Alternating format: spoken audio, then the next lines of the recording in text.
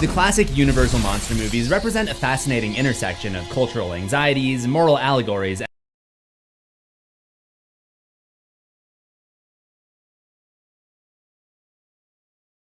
and artistic innovation. These films, centered around iconic creatures like Frankenstein's monster, Dracula, the Mummy,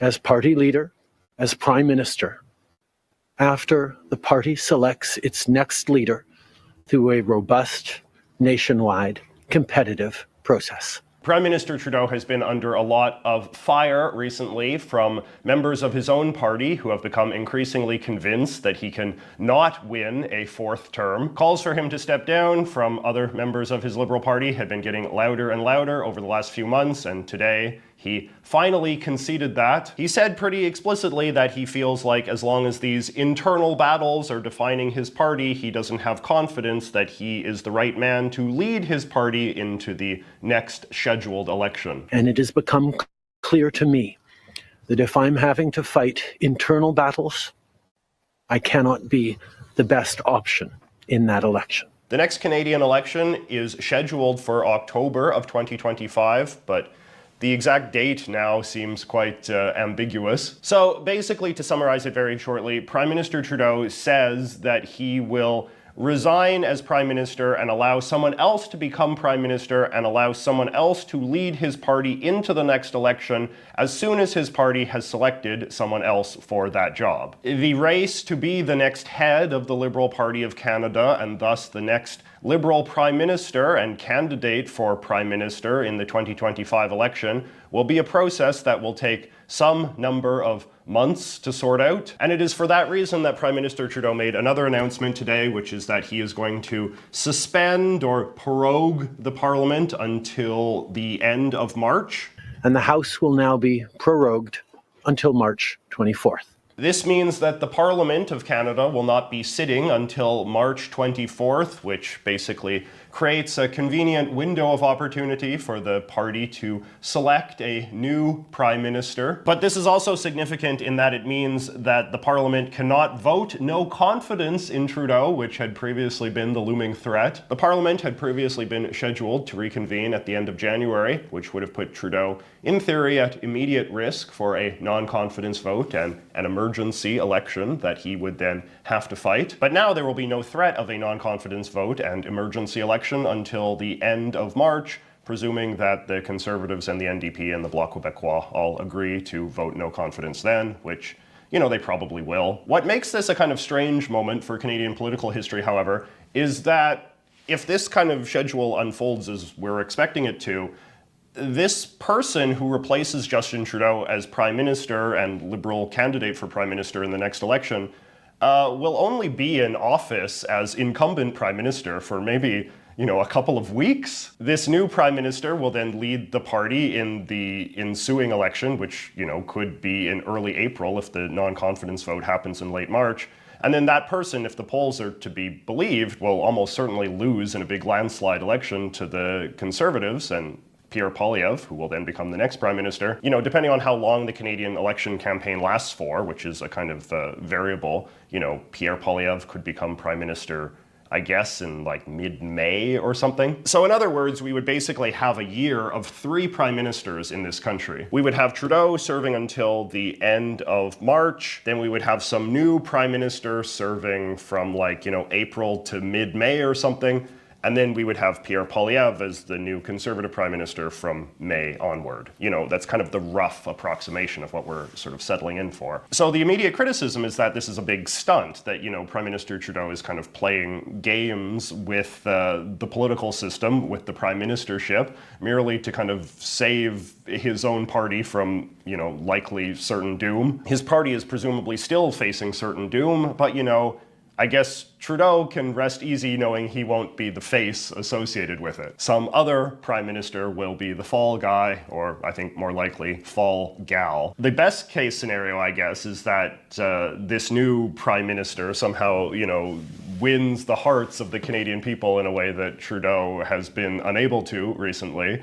And this new prime minister, sort of boosts the fortunes of the Liberal Party, and that she becomes a very strong opponent to Pierre Poilievre, and, I guess, pulls off a surprise upset victory at the very last moment. This is obviously a big stretch, but this is really the only sort of justification that you can use to, defend a process like this. So yeah, it looks like Canada is likely to have a year of 3 prime ministers. I personally think this will bring a great deal of instability to the Canadian government at a time when we're, facing looming threats of tariffs from Donald Trump and all sorts of other challenges. But the Canadian political system is set up in such a way that it is very easy for the interests of the country to be rendered subordinate to the interests of the political parties who run it. I'm now going to get to work on writing a more thorough script about this whole situation for my regularly scheduled video this weekend. But let me know in the comments below what your immediate thoughts are on this dramatic day in Canadian history.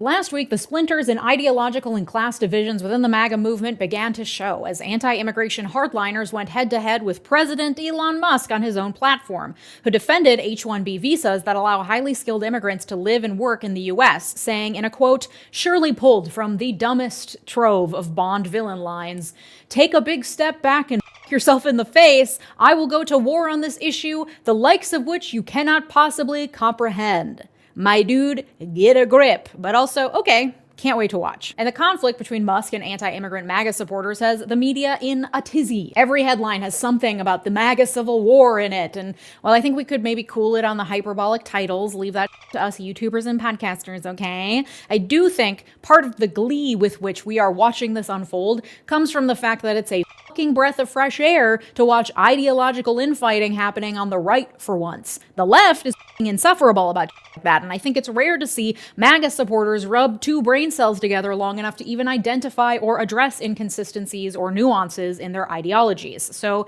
it feels like we're in a moment where maybe something might click. Perchance the many Musk acolytes who worship the ground he walks on might stop for a second and think, this billionaire maybe doesn't have my best interests at heart?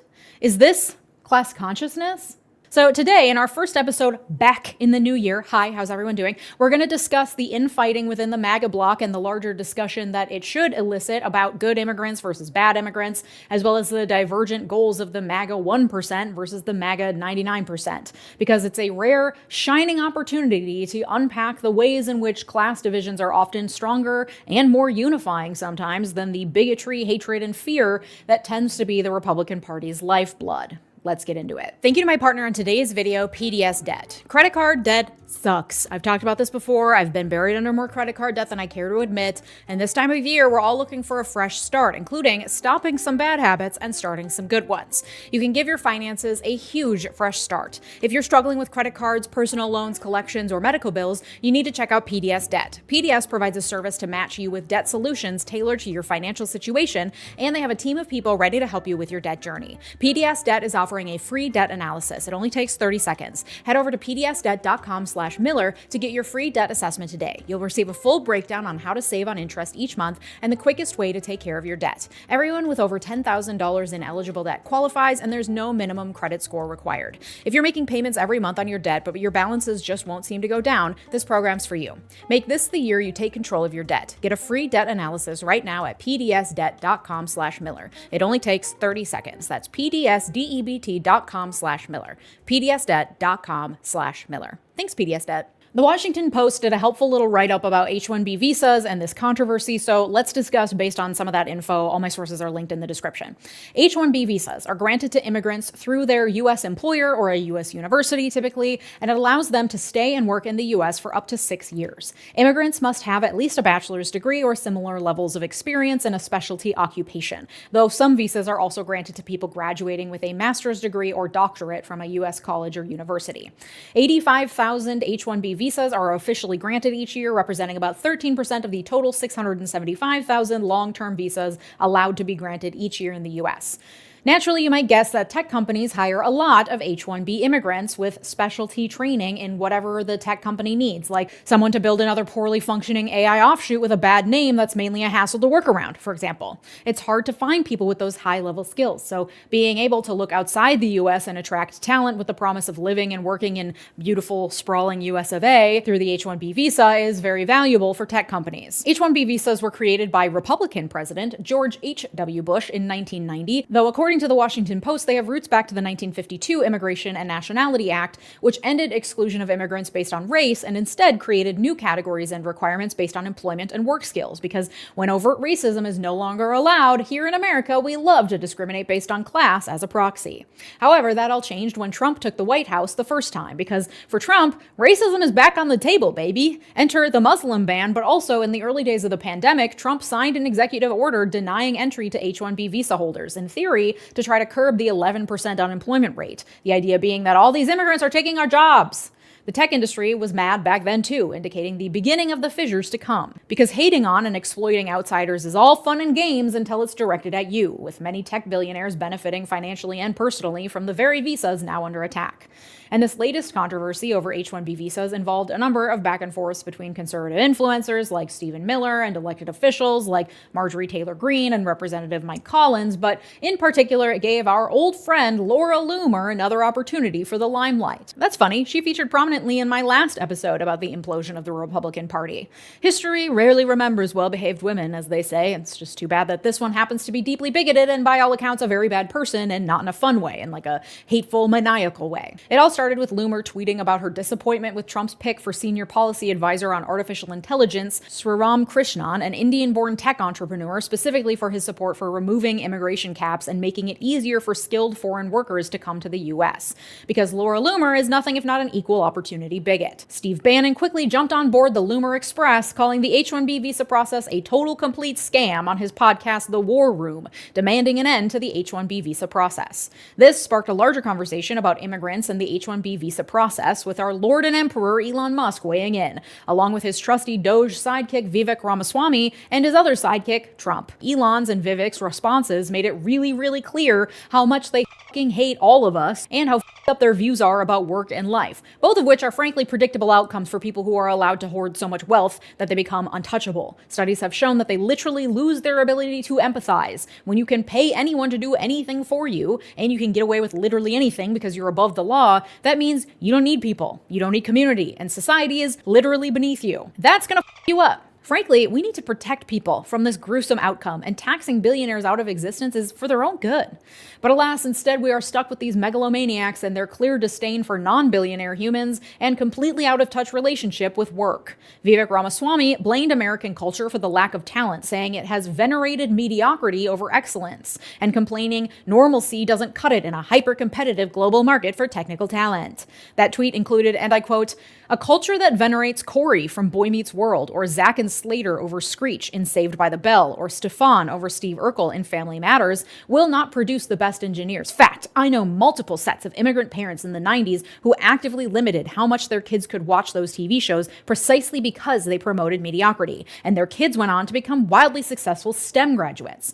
More movies like Whiplash, fewer reruns of Friends, more math tutoring, fewer sleepovers, more weekend science competitions, fewer Saturday morning cartoons, more books, less TV, more creating, less chillin', more extracurriculars, less hanging out at the mall." Which gave me a hunch, and I Googled it, and I was right.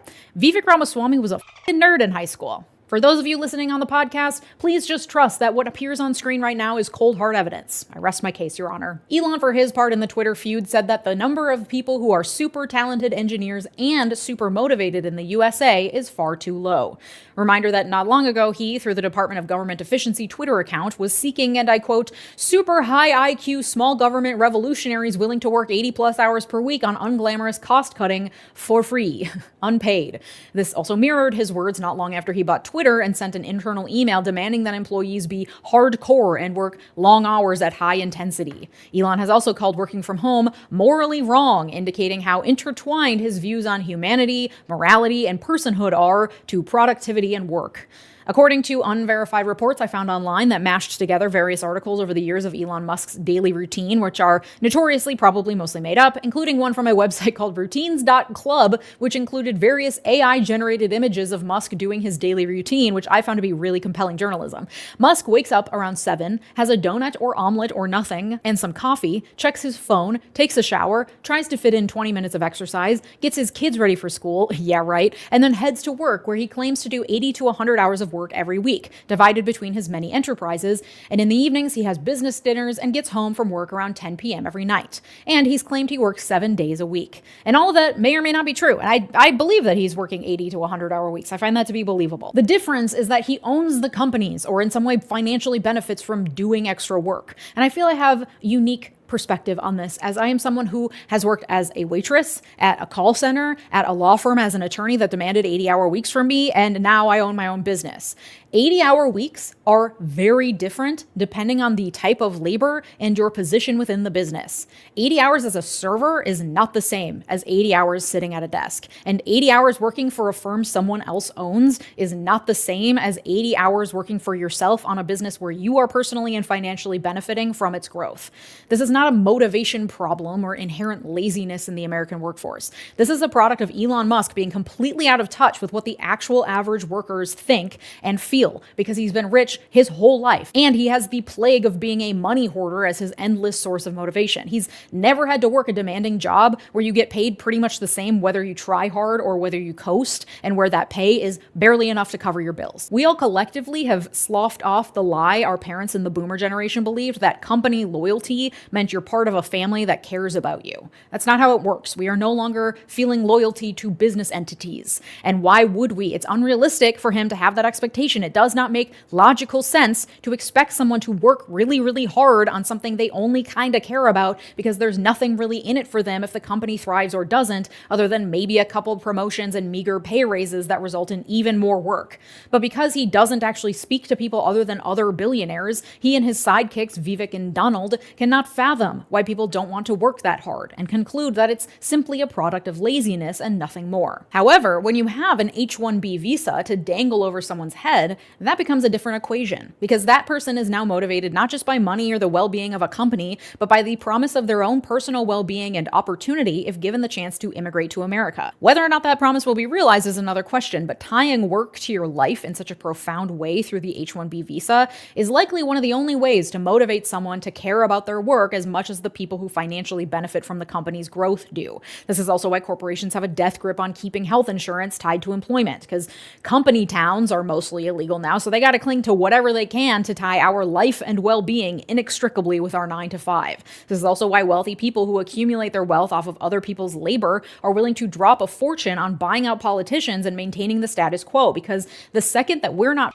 fucking desperate for money and scrambling to make ends meet, if we had the basic necessities for sustaining life covered by the government so our literal survival didn't depend on our employers, imagine the bargaining power we'd gain if we didn't need our employers for survival. That's a terrifying concept for the people that profit off our labor. And what's even more insidious is that, according to reporting from Truthout, not only does an H-1B visa give a company more power to manipulate its workers, studies have shown that the visa program is abused by large companies who pay H-1B visa workers less, trap them in jobs because they cannot leave for fear of losing the visa, and lay off vast swaths of American workers in order to hire more H-1B workers who they are able to pay less, which also then depreciates the potential wages for American workers everywhere. It's almost like our entire immigration system is exploitative, and the answer isn't to hate immigrants, but in fact the major companies and the people running them who exploit the system. Elon Musk later walked back his stance, conceding that the H-1B program needed to be updated to protect against exploitation, and claiming, "I've been very clear that the program is broken and needs major reform."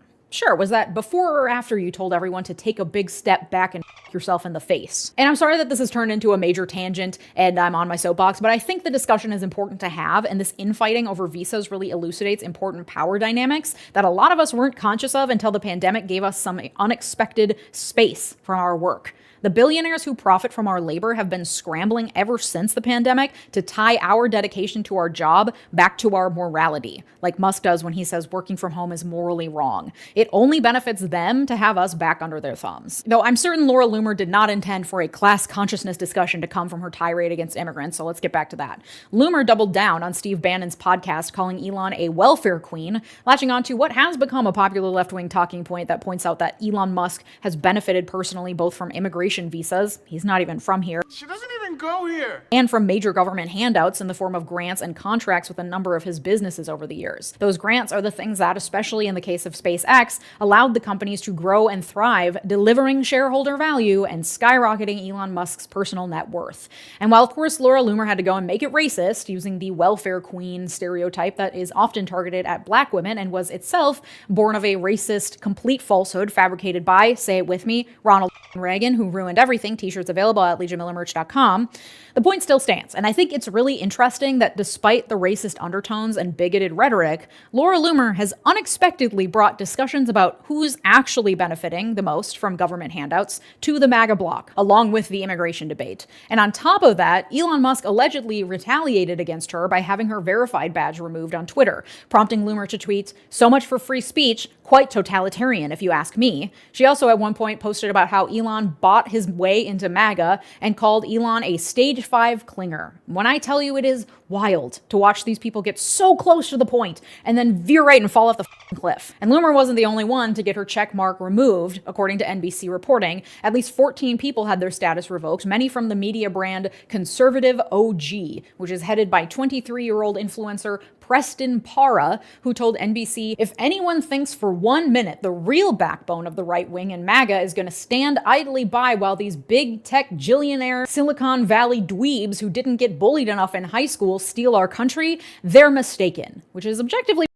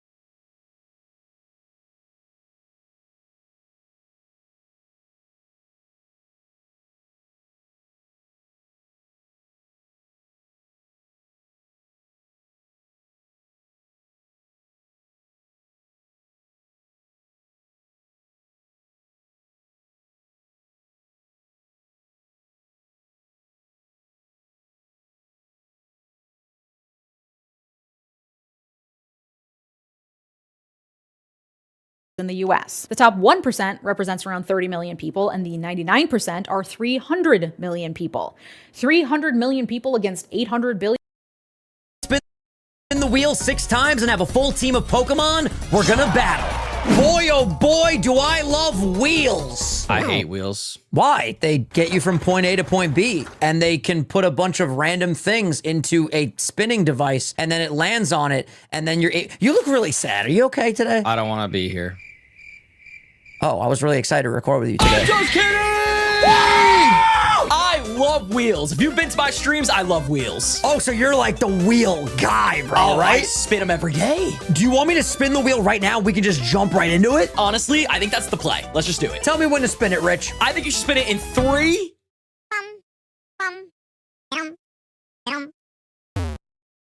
2, 1, go! Spin that shit, dude! All right. All we're right, good. Rich, for the first round, we will be revealing the first move.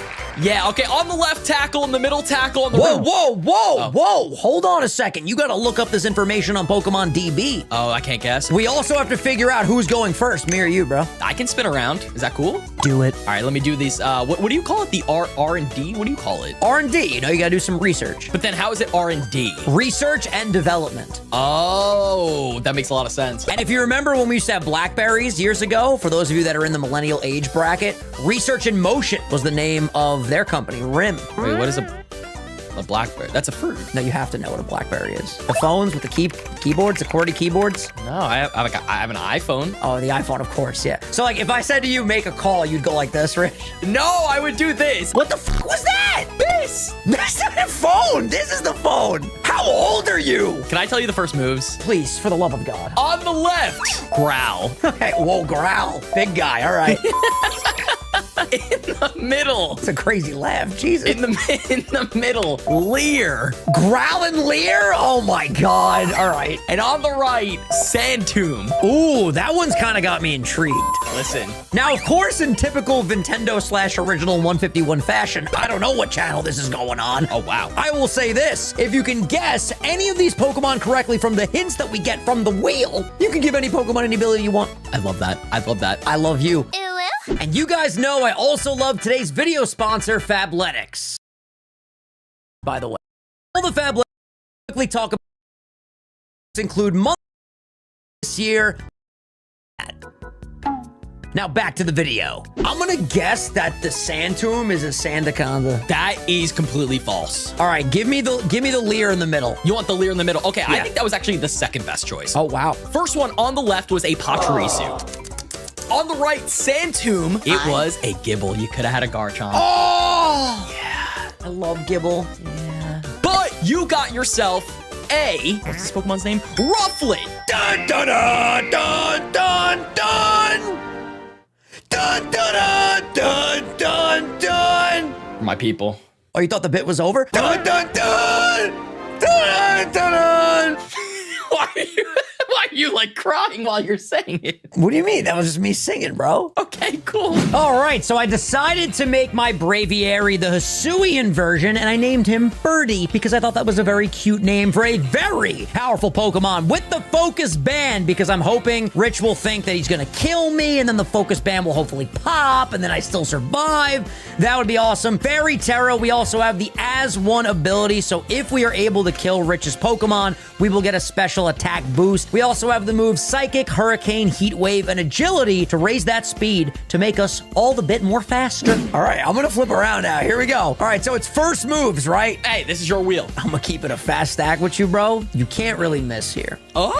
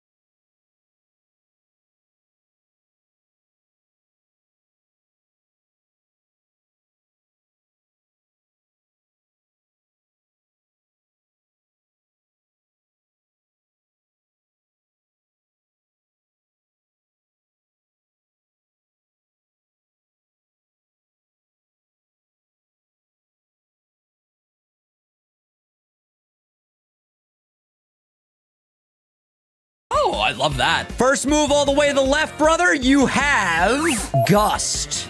Gust. Okay, I already know what that is. You don't know what that is. Okay, all right, fair enough. Your second Pokemon's first move is Pound. Ooh, something we're familiar with. Hey, I mean, we stay pounding. I'm sorry, Manny. This is our second video we've done together. Bro really is gonna learn about me today. He's gonna learn. And all the way to the right, we have Leer. Yeah, that's fair enough. Yeah. Okay, so we have Gust, Pound, and Leer. I'm gonna guess the first one on the left is a Starly. Incorrect. Damn it. Sorry, bro. You know what? Give me the Pound, because I'm... It's a great form, may I say. Thank you. On the left, all the way to the left, you didn't get a Moltres. In the middle, you didn't get an Oricorio Pom-Pom form. Rich, he's the best. He's got a bigger dick than the rest. Thank you. And all the way to the right, sir, you got yourself a Girder. Wait, Pound was the Girder? No, Girder was Leer. And I picked Pound. You picked Pound? Yeah, because I went... See, I immediately thought Girder because he's a fighting type. My friend, you got yourself an Oricorio Pom-Pom form. You know what? I'm actually not even mad about that. Oricorio slaps. And you know what? If you want, bro, you can make that Oricorio whatever form you want. Are you serious? Just because I like you, bro. So for our first Pokemon, we have Oricorio. I'm not gonna lie, I'm kind of happy. People sleep on this thing. We ended up giving it the Focus Sash, Terra type with fighting, and then obviously a pretty standard moveset. I did roll Delta Stream as our random ability, which is pretty cool, so that's kind of like a Rayquaza. But of course, Quiver Dance, Hurricane, Revelation Dance, and Roost. And then I also ended up giving it the Focus Sash so we can set up a Quiver Dance and not really worry about getting one-shotted. We have great speed already, really good special attack. If we set up a Quiver Dance, go for Revelation Dance or Hurricane or something like that, this could be a really, really fun Pokemon. So I'm super excited. You like my new plushie? That is so freaking cool. I love how little he is. He's a sitting cutie. What does that mean? It's like the plushie line on the Pokemon Center website. Oh, like they're literally called sitting cuties? They're called sitting cuties, and they released one for Shiny Rayquaza. You never called me a sitting cutie, and I sit. You got one of the two. I'm just a sitting. Okay, cool. That's how I feel about this. Manny, I'm married. Manny, Bro. It's our second video. He's gonna quit, bro. He's gonna... Manny, I'm sorry. We need to spin this wheel right now. Bam! Here we go. All right, Rich, what's it gonna be? Are we cooking? Are we cooking? We're going with the Pokemon species. Oh, I love this. Yeah, okay. no, this is fun. This is real fun. Spinning around. Here we go. Ooh, okay. We're doing species now. Species, yes. Also known as the Pokemon's category, I believe. All right, Vinny, your first Pokemon on the left is known as the Knowledge Pokemon. The Knowledge Pokemon? In the middle, we actually have Frank, the Long Neck Pokemon. The Long Neck Pokemon. Yes, and it is Frank, I'm telling you right now. Oh, man. You probably know it. I'm thinking like Alolan Executor. I'm thinking Farigiraf. Many things I can guess here, but I'm going to keep it to myself for now. Okay, and your final Pokemon is the Crystallizing Pokemon. The Crystallizing Pokemon? That's actually crazy. I'm going to guess at the last one. Wait. You were concocting the first two, and you're already guessing the third one. Because I feel like the third one is a Terapagos, and I'm going to stick to my guns. You know what? You do have some guns on you. You do. But you're wrong. Are you kidding me? That was a great guess, though. I'm not gonna lie. You got me so on board thinking I was right to shoot me down. Which one are you picking? Give me the Knowledge Pokemon, I guess. If this is a Calyrex, I'm actually going to be pissed. It's not a Calyrex. Okay. In the middle, the Frank Long Neck, you said it. It was a Farigiraf. Oh, it was for a giraffe. Damn it. On the right, Cryogonal. Oh, yeah, he's a snowflake. The holiday season. Great Rapid Spinner as well. You got yourself the Knowledge Pokemon, Uxie. Oh. You got a Uxie, which is pretty good because I think it's knowledge, it's wisdom, and it's... And it hangs out by lakes. It's like a lifeguard, basically. Brains is here, aka the Uxie with the Dark Terra, the heavy-duty boots, and the Trace ability. So whenever you got Rich, Uxie's gonna take it. Stealth Rocks to set up the beautiful hazards, Psychic U-turn to get the hell out of there, and knock off. I love this Pokemon, honestly. I think this Pokemon is gonna be the MVP of the squad. Probably not, but rocks are gonna be very helpful. All right, well, I'm gonna flip around now. Let's see. I'm not even gonna say anything about this round. What? I am not gonna say a damn word. All right, well, you have to say words. You have to speak. You have to tell me. Yo, that would be a fun video. We don't talk, then we pick our starters, then we battle, no talking still. So, like, if I show the middle one, I'm like, The Silent Killer episode. All right, your first species, all the way to the left. The teamwork Pokemon. Is that a plus? No, the Plusle is not that. I'll be honest with you, that was mad misleading Pokemon, but whatever. Teamwork is mad misleading? In the middle, you have the Fox Pokemon. The gears are turning. The gears are turning. They're turning. And on the right, you have the Snowland Pokemon. Wow, okay. So, obviously the Fox Pokemon, you think of a Ninetales or a Vulpix. Or a Fennekin. But on the right, you could think of the Snowland Pokemon? Piloswine, maybe? Ooh, maybe? I'm gonna guess that the middle one is Vulpix. That's right, brother. Is it? That's so right, dude. Let's I'm impressed. go! I'm impressed. Which one are you picking? Any ability you want. You know what? Since you just got a flying type, I low-key want the snow... Wait, no. Oh my god, is the right... Wait, hold on. Is the right one? It's not Abomasnow, is it? I don't want that. Couldn't tell you. Give me the right one. You got yourself a Frostlass. Any ability you want. The Frostland Pokemon? The Snowland Pokemon. Oh, the Snowland Pokemon. That doesn't really add up, though. I mean, it's an ice type. It is. Okay, it is. So any ability on that. And the teamwork Pokemon was a Passimian. I guess he's just playing sports with the fruit. That's just so misleading, it was very misleading. I don't know what that was all about, bro. Next up, we have Frostlass, and I gave it the heavy-duty boots just in case Vinny decides to throw up some hazards or anything like that. Went with the Terra type for Ghost just to have a little bit more stab, but we got the Triple Axle, the Poltergeist, the Taunt, and the Spikes, and then I also had in any ability, so I gave it Sturdy because I think I'm gonna leave with this thing. Vinny's probably not going to predict that I have Sturdy, so we can set up some Spikes. We also have really great speed, so we can go for Triple Axle after that, or a Taunt, or a Poltergeist, or something. This is a really, really cool mon to lead with, so overall, I'm really happy. I like spinning this wheel. It, like, fills my heart with joy. You have so much power. I love it. Tell me when, brother. Tell me when. When? Bang! Did it! Ooh. Here we go! Here we go! Oh! Height!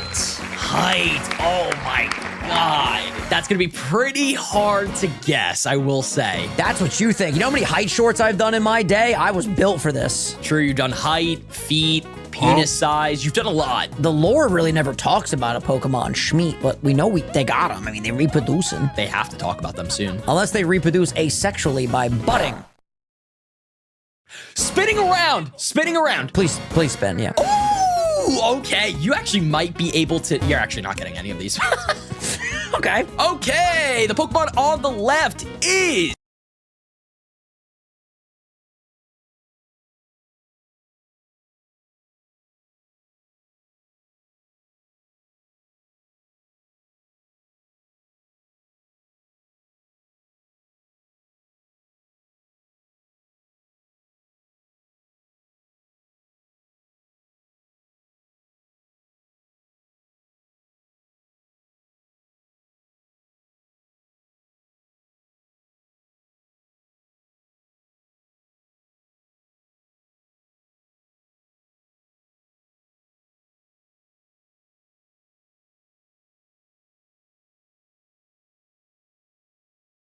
Yes! Wait. This Pokemon's mad tall. 20? 2004? It's gotta be a serpent. Because you were surprised. It's gotta be a snake. Wait, what? 20 feet? Damn, all right. Your middle one is 3'11". Okay, so my height. Yeah. All right, valid. And the one on the right is 1'4". Your height. I don't know about that. Dylan the first one, me the second one, you the third one. Dylan's huge. I guess so. I feel bad for the guy who's hitting his head on ceilings. I'm gonna guess the first one is a Milotic. What the actual... Ah! I'm unbeatable! What? Did you just do that? All right, do me a favor and give me the Milotic. Oh, you're definitely giving that thing like Volt Absorb or Simple or something like that. Maybe. The one in the middle, leave Annie. That was the 4'2"? That was you. Okay. And then the one on the right, which was me, Litten.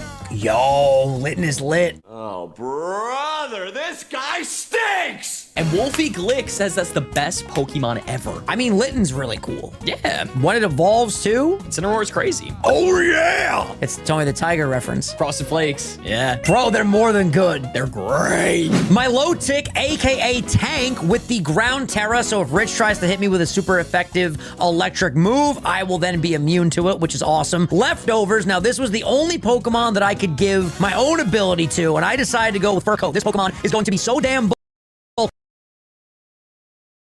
We have Scald, Flip Turn, Ice Beam, and Terra Blast. So when we go Terra Ground, we're gonna hit you with a super strong special ground move. I love it. Flip it around.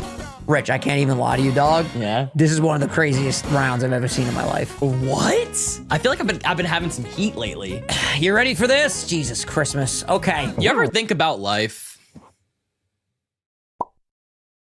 Anyway, go on. Your first height is 6'5". Jesus. No, I'm sorry. Those were meters. He's 21'4". A little taller than my Lotic? In the middle, 3'3". Oh, that could be anything.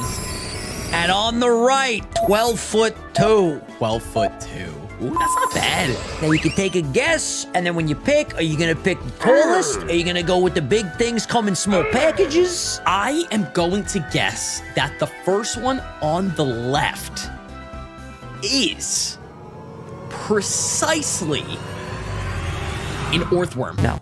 Yeah, I knew it. All right, I knew it. I knew it. That was a guess. I mean, wait. Can I do one more guess? I'll give you one more. The Dunsparce?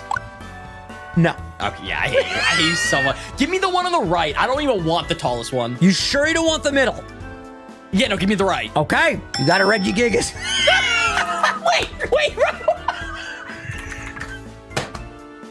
I was not expecting a Regigigas. The middle was a Magneton. I was really trying to push you onto the magnets, dude. And on the left, you had a Gyarados. So congratulations. Enjoy your Regigigas. Next up, we have Regigigas. Yeah, this thing is an absolute powerhouse with any ability that we freaking want, right? Or a randomized ability. It's absolutely amazing. We gave it the Terra type Steel, gave it the leftovers, of course, because it is a very, very bulky mon. And then I ended up rolling Levitate for its random ability, which is actually pretty cool. So in case Vinny does end up getting a ground type or anything, give it the Iron Head for that Steel, just in case. We also have Earthquake, Knockoff, and Body Slam for, of course, the Stab.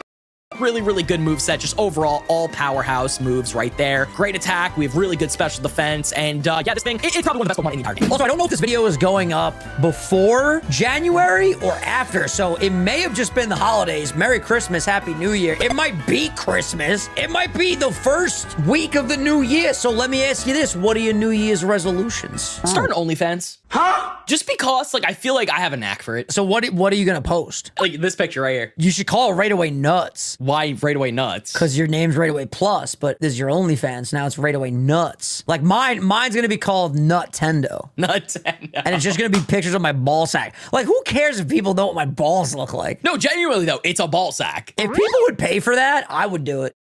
Anyway, I'm loaded in. Can you spin the wheel? Tell me when. Spinning it already. Too bad. Okay. Here we go, buddy.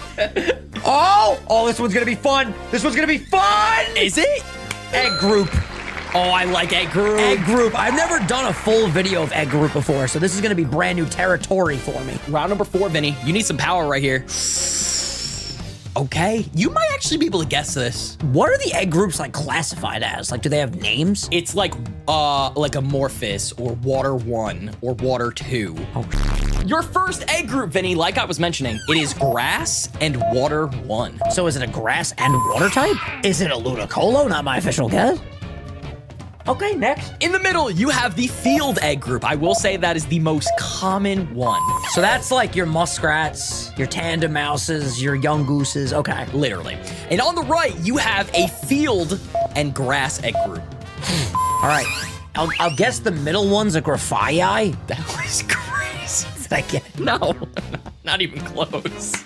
All right, give me the grass and water egg group. That was I'll tell you what you missed out on first. In the middle, Field egg group was a Shinx, so kind of like a little puppy. Oh, all right, yeah, Kind of yeah. makes sense. On the right was a Snivy, although superior without contrary. It's interesting. Snivy.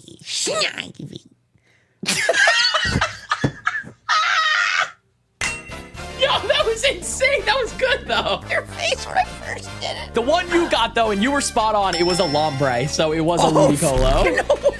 I swear to God.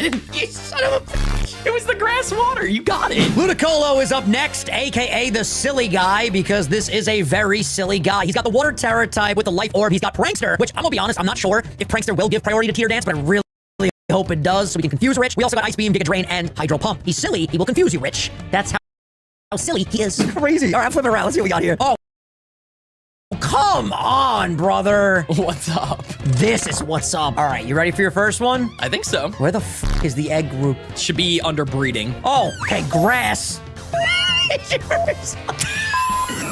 Wow, I really wonder what that is, man. Your second one? Undiscovered.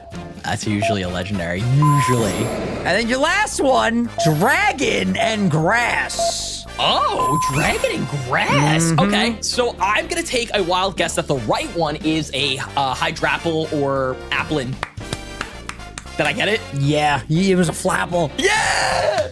And on my channel, you get the evolutionary line, you're good, bro. Then I'm gonna choose with any ability the one in the middle, which is undiscovered, and that is typically a legend. I'm gonna give you one more chance to pick the one on the left, buddy. Can I stick with the middle? Yeah, sure. You got a Groudon? Any ability Groudon's gonna kill me. That's so rough. On the left, you had a Victory Bell, and on the right, you already know Flapple.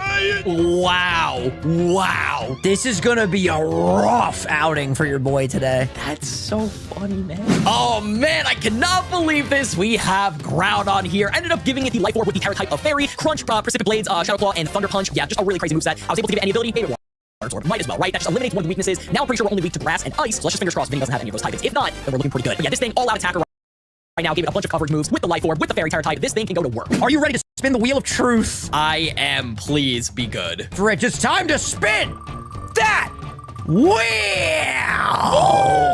Ooh. Here it comes. Ooh, now we got the last move. Okay, I actually like this a lot more. I do. Very neat, very cool. Let's spin around, Vinny. Let's see what you're cooking up. Let's do it. I'm excited, buddy. Ooh.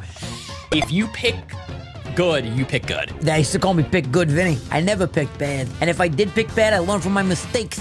And I got even better. Thanks, Mike Tyson. Hey, don't you ever call me Mike Tyson. I understand the art of war. I'll hit you in your liver so hard, your pancreas will be begging to get hit next. I'll hit you so hard in your abdomen that your will be begging for it next. What? And then I'll kiss you on your forehead. You're a little boy to me. I'll kiss you on your forehead, all right? I'm done. I can't do this. Your first one is sing. Sing. Sing. La la la. Your middle one is Fire Blast. Ooh, that might be a Moltres. If you want to pick it, I just got a Groudon. Okay. The one on the right, you have Thrash. That could be like a Dragonite or something. I'm gonna guess the Fire Blast. Charizard. That's insane. I got it again? No. Nah, you didn't. Sorry, buddy. Which one are you picking? Give me the Thrash. Okay, all right. I think that was honestly a great one. Thank you. So on the left, you got a Cinccino. I didn't even know God sing. La la la. In the middle, Crocalor, so you could have had the Dirge. Ooh, the Dirge. Yes. But you got yourself a Croc, so you will have a Crocodile. Ooh, oh my god, I love that Pokemon. Dude, Crocodile goes hard, good ground and dark type. Crocodile does go hard. Stab knockoff, yeah. The Crook, aka Crocodile, holding the leftovers with the Terra Poison, the Filter ability, Stealth Rocks, Earthquake, Knockoff, and Close Combat. So if we can't set up rocks with our Uxie, we can sure set up rocks with this Crocodile. And also do some big dummy damage as well. All right, that was a solid second to last round. I'm gonna flip around now for you, my kind sir. Thank you. Finally, a mid-round for Raid Away Plus. No! Thank God, bro. Jesus. I need power on my team, though. You have a lot. Like what? Oricorio? Bro, Groudon, any ability alone is a team. I guess that's pretty cool. I guess he's okay. All right, your last move all the way to the left. Spore. That's kind of fun. That's very guessable. I think that's kind of fun. In the middle, Magic Powder. Oh, okay. Not bad. And then all the way to the right, Thunder.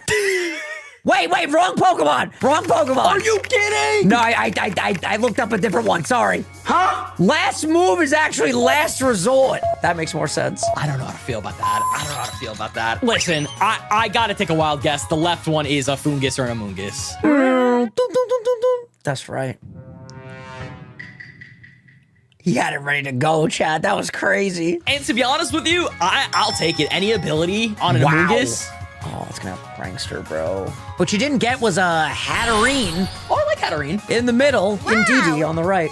Next up, we have Amoongus. Oh, any ability Amoongus. Ended up giving it the Rocky Helmet, the Terra type for water, just in case Vinny has a fire type or something like that. We gave it Spore, Giga Drain, Sludge Bomb, and Foul Play. And then, of course, for my any ability, Prankster. I mean, might as well, man. If Vinny gets it legendary and I send this thing out, we have Prankster, we can just put something to sleep. It is honestly a great mod. I was super excited for this, so this is very dangerous. I accidentally typed into Dene. That's why it was Thunder. That's crazy. That is crazy. You know what else is crazy? Skibbity! Skibbity bip boo! Skibbity boo! Skibbity bip beep bip boo!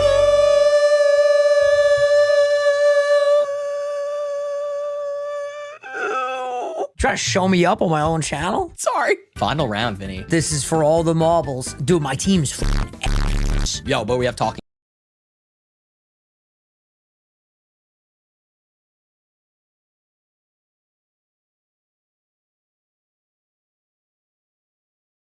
team recap, so it's fine. No, that's true. When there's talking team recaps, you can't lose. You literally can't lose. Even when you lose, you're winning. Are you a member on my channel, by the way? Yeah. Regular Plus? I'm pretty sure. On one of my channels. I hope so. Check. Just make sure. Take the under plus. Let me make sure. Original ain't a member. Let me check Nintendo real quick. And then if this one doesn't work, let me just check my personal. Give me 1 second. There's no way.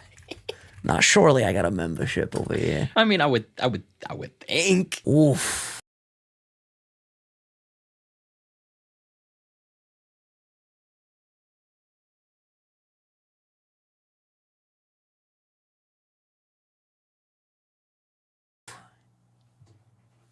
I am now.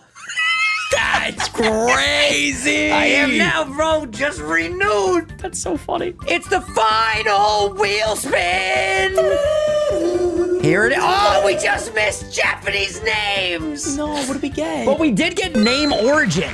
That's fun. I like that a lot. Name origin is very fun. All right, final round. You need something. I need something groundbreaking right now. You got ground? Groundbreaking. It might break the ground if it goes for that EQ. Your first one on the left is a large reptile with a protective shell. Latin for earth.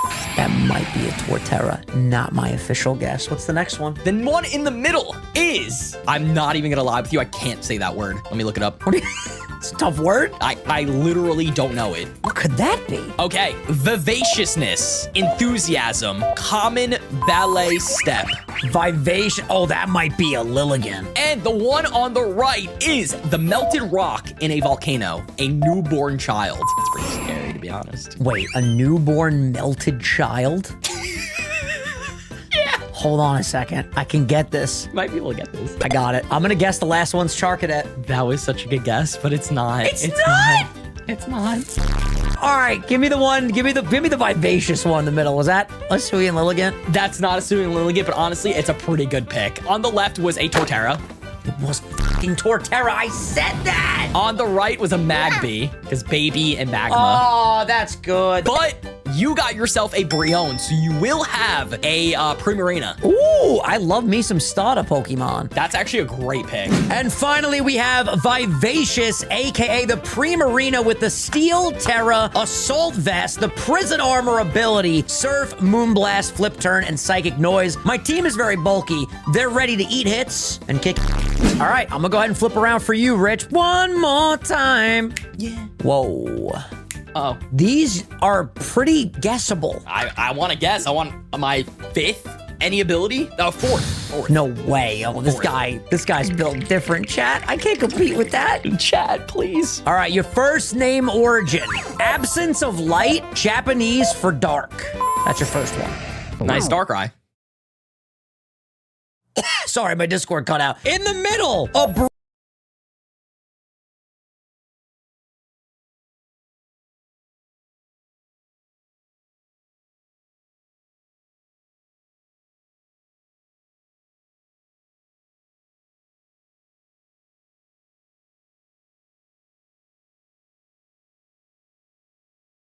breed of dog, misbehavior. Okay. And then all the way to the right, large African mammal, fine grains, example sand, common dinosaur suffix from the Greek for tooth. What? You just read me out an encyclopedia. I just gave you the information. But I'm going to guess that the first one is a Darkrai. Manny, can you do me a favor? Can you just put a join button on my hand real quick? Hey guys, if you would like member perks, early videos, exclusive content, and fun things of that nature, please member up. Rich, that's correct. Okay, Manny, now we're gonna make the join button disappear. Manny, all right, make it really hot in my room, like fire everywhere. Oh my God, it's so hot. All right, now Manny, make it cold. It's freezing, Vinny. Okay, Manny, in my room, make it really windy. Oh! Manny! All right, let's not give Manny any more work. Sorry, Manny. Yeah, I just gave Manny like 20 minutes extra work. All right, wait, are you taking the Darkrai, by the way? Yeah, Darkrai, any ability, come on. Oh, yeah, just fucking enjoy it. In the middle, you had a fucking Mabo Stiff. Yeah, that makes sense. And then the really long one was a Hippopotas. Okay, I'm not gonna argue. Next up, guys, we have Patters, the Darkrai. Ended up giving it the Choice Scarf. Once again, the Terra type of Steel. We got Focus Blast, Dark Pulse, Ice Beam, and Sludge Bomb. And then for my any ability, I give Dark Aura. Might as well. A Dark Pulse with Dark Aura coming from a Darkrai. That's gonna hit so freaking hard. And then honestly, just for the Terra type of Steel, Vinny has some Fairy types on his team, or he has the Primarina as well. So this could be honestly very, very good. And yeah, my team is looking nice. And I'm not gonna lose in these best 2 out of 3 battles. Let's get it. I don't have a hat. Are you kidding me? I gave you the fucking pamphlet, bro. I told you to have a hat, so I'm you sorry. twist it together. Best 2 out of 3? Are you ready for the Nintendo Storm that's coming your way? Yeah, I'm thinking a turn 1 Terra is coming, definitely. The Regigigas! The Groudon any ability! The Darkrai any ability! The Oricorio, whatever form that is! I think you're gonna win today. Do you think it's gonna go to a 3rd battle? Do you think I'm just gonna win the first 2? What are you feeling? What do you got? Sturdy! Okay. You just traced my Sturdy? Rich, thank you so much for giving me that information, bud. I don't really like that. All right, I'm gonna do this. Taunt! Wait, does that mean I have to attack? You have to attack me. So does that mean my stealth rocks are doing nothing? I knew it, Vinny. I knew it. I know Yuxi. How dare you, bro? And now I'm gonna set up the spikes. You know what? You can set up the spikes all you want, because guess what? I'm gonna do some big damage to you now, brother. Yeah, what are you gonna do? Knock off. But I got the Sturdy. I didn't even need the Sturdy. That's so embarrassing. No, that was pretty embarrassing. I'm not gonna lie. All right, now I'm just gonna do this. Poltergeist, and I missed. Poltergeist? You're gonna hit me with my heavy-duty boots? I thought I missed. I hate that animation. You know what? I survived. It's all good. I'm out of here. Peace! Why didn't you just kill me? I couldn't kill you. Knockoff did that much damage, but then you lost your item. To be honest, I probably could have killed you with Psychic. I think you could have killed me. I got other ideas. Crikey! I have a feeling you're just gonna absolutely destroy and kill me right now, so I'll just go for the triple axle. That's gonna do big damage. That does more every single time. Yeah, you might be dead. Oh, it only hit 2 times! That might be the worst luck I've ever seen in all my days, dude. That's crazy. It only hit 2 times, bro. That was gonna make me kill. That is tragic. What do I want to do here, Vinny? I mean, bro, you got fucking Groudon. You got freaking Regigigas. I mean, just pick one of the big boys, why don't you? I'm gonna do this. Rio? Because I want to try something. Delta Stream. Interesting. Prepare for what I have in store. I'm really scared, bro. Quiver Jet! I don't know, bro. If you don't have a sash, you might be dead. He has a sash. Can confirm. He has a sash, everybody. Hit the deck. But I knock it off. Does that knock it off? No. It pops, and then there's nothing to knock off anymore, eh? There's nothing to knock off, man. There's nothing to knock off. Thank God I have priority. Huh? Sucker punch coming your way. Do it. I have Roost. You really want me to do it? Do it. I have Roost. All right. Got real quiet in here real quick. You missed! You missed! I like when you facepalm, your background gets focused, so we see all the plushies and you're blurred out. I hope you like them all. Dude, it's like triple axle did nothing. It just did nothing, Can you man. clap with one hand at a time? Oh, I'm sorry. I didn't know we had a clapping savant in the building. Yeah, this is definitely the best thing I can do right now. Whoa! What? Scared you nervous. I know you're going for a prankster spore. I'm not dumb. I heard you in your team recap. You scared? You scared? And guess what? I can't be put to sleep because I'm a grass type. Ooh. You scared, you scared, you scared. That was a pretty good play. I ain't going to even lie. Thank you, thank you. Yeah, I thought that was a pretty good play. I'm gonna just go for the, Oh, prepare to be confused. I haven't seen confusion and then we battle and then we fight in years. If I hit myself, this is the worst luck ever, man. Please hit yourself, please. Oh, yes! You got it off. That's gonna hurt. Yeah, okay. What are you gonna do now, though? I'm You gonna go for the kill ice your speed. That's ass. actually insane coverage. Freeze, freeze. No, freeze. Mamma mia! Please hit yourself. Go through. No, not a single time. Get out of here, silly guy. You might hit yourself in confusion next turn. I could, or I'm probably gonna snap out, because that's the script. I'm gonna take care of you, buddy. As one. Ah, you see that I have 2 abilities. I really hope and pray that that is the wrong as one, because there's 2. No, I picked the right one. Trust. Oh, he snapped out! No! I snapped out of confusion. It's a part of the script. It's just a part of the script. No! But there's sleep clause. I can't put multiple Pokemon asleep. I got decisions I gotta make. What are you gonna do here? I'm so... Ooh. Come back, Birdie. We have to have a talk privately. Brains. Tracing your prankster, of course. Yeah. But you're And dead. foul play. Oh, yeah, we're dead. Not... Wow!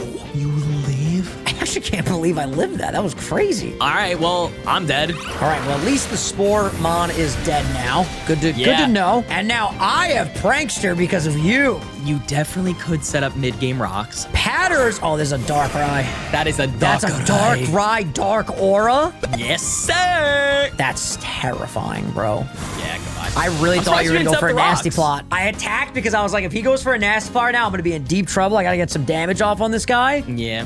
Yeah. Vivacious. That's crazy. Vivacious is in the building, cuz. Yeah, this thing absolutely destroys me. I'm not gonna lie. Ah! Come back to me! Reggie Gigas! What's his nickname? I'm shocked you go out to this. Wait, you put any ability. I know what you just did. Huh? You have water absorb. I'm not stupid. No. Yes, you do. Oh my God, we lived! You live. Holy crap, Nani! Or not Nani. Holy crap, Vivacious! Yeah, that was good. That was I can't good. believe I lived that. What is that ability? I need to know. Yeah, you didn't even know. You don't even know. So what do you got left? You got Reggie left? Well, I mean, Reggie can literally just sweep. Oh, and you have the patter still. I still have the Patters at full health. I have the Regigigas at full health. With the Dark Aura. I don't know how fast Darkrai is, but I'd imagine you're faster. You are faster. I'm faster. All right, Sludge Bomb. Nice, nice, nice. Let's see what you do here, because you can definitely still pull out the win. It all comes down to, like, will my Pokemon wake up soon?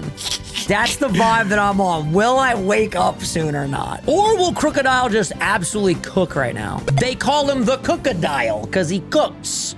Come back to me. Oh my God, I might actually cook right now. Stop it. Michael B, as in Michael B. Jordan? Yes, sir. Close combat! You're gonna eat this.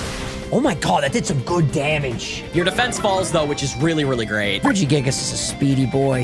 He's fast. He's fast. Oh, he's so mossy. Why is he covered in moss? Just leave him alone. Thank you. I'm out of here. Oh! Is that good for you? You didn't set up with a Reggie, right? There's no way. What's up? What Terra we got? Steel Terra! Body Slam? That's definitely gonna hurt. Yeah.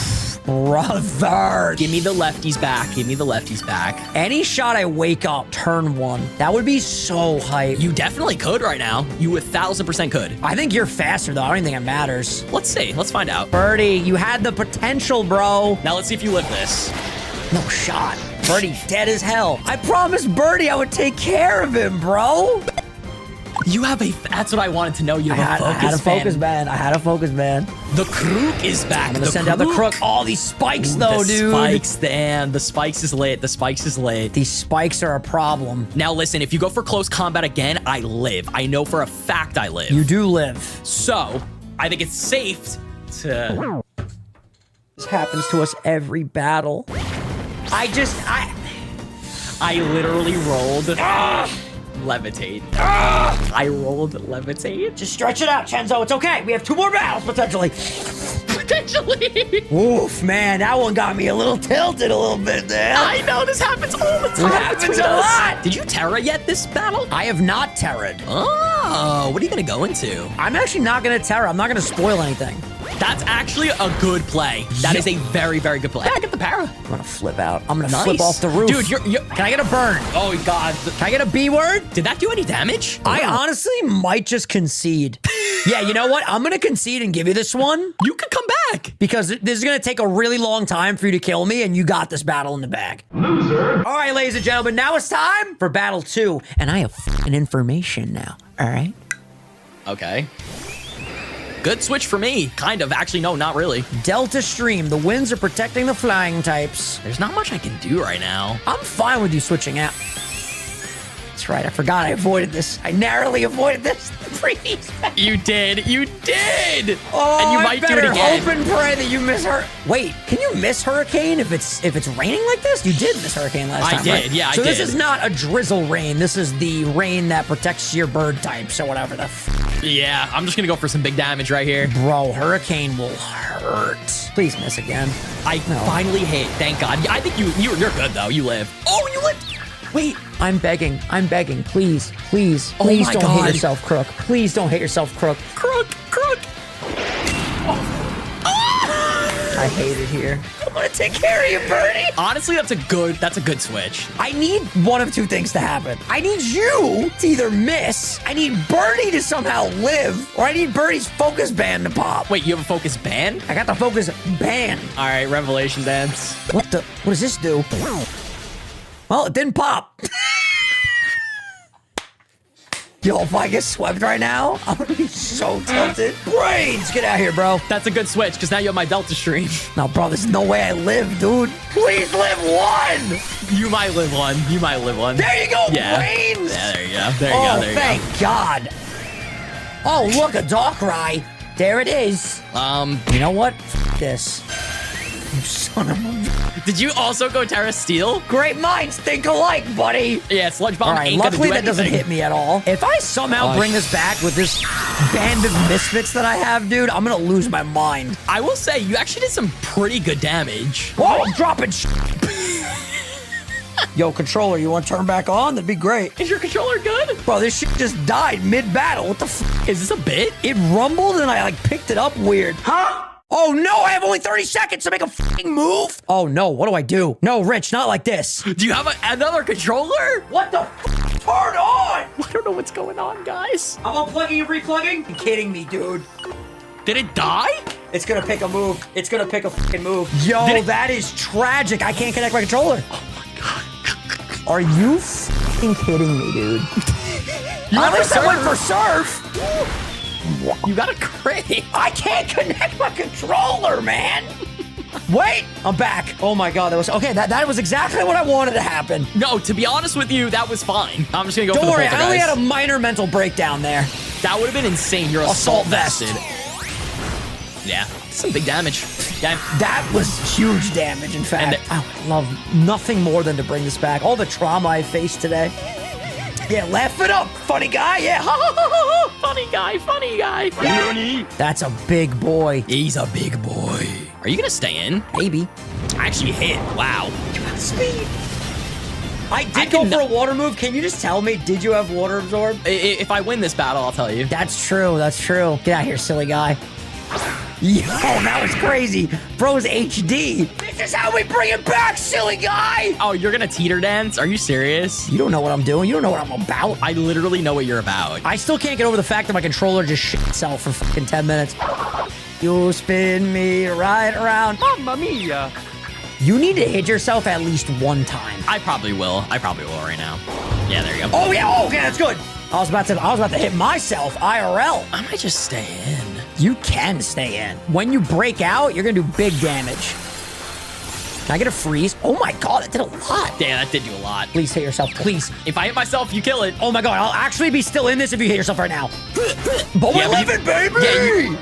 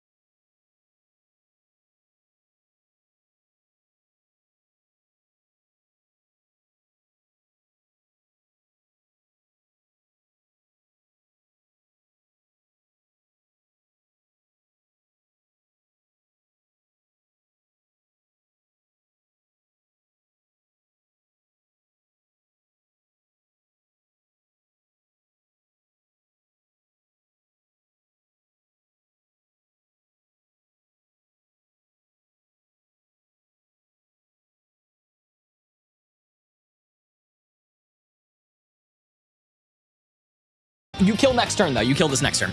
Oh, no, you're just I'm dead. already dead. I have the life orb. So what was the deal? What'd you have on that thing? Vinny, the battle is still happening. Tell me what it is! The battle is still going on. Send in that Regigigas, I dare you. Here we go! Oh, not this fucking thing. Now, I'm gonna spore. I'm gonna be a good friend and tell you I'm going to spore. You can't spore me. I'm going to spore. I'm a grass type. I'm going to spore you. You're not. I think you don't do know. live. Wait, did I live the last one? Oh, I yeah, do no, live you're this. like freeze? Nope.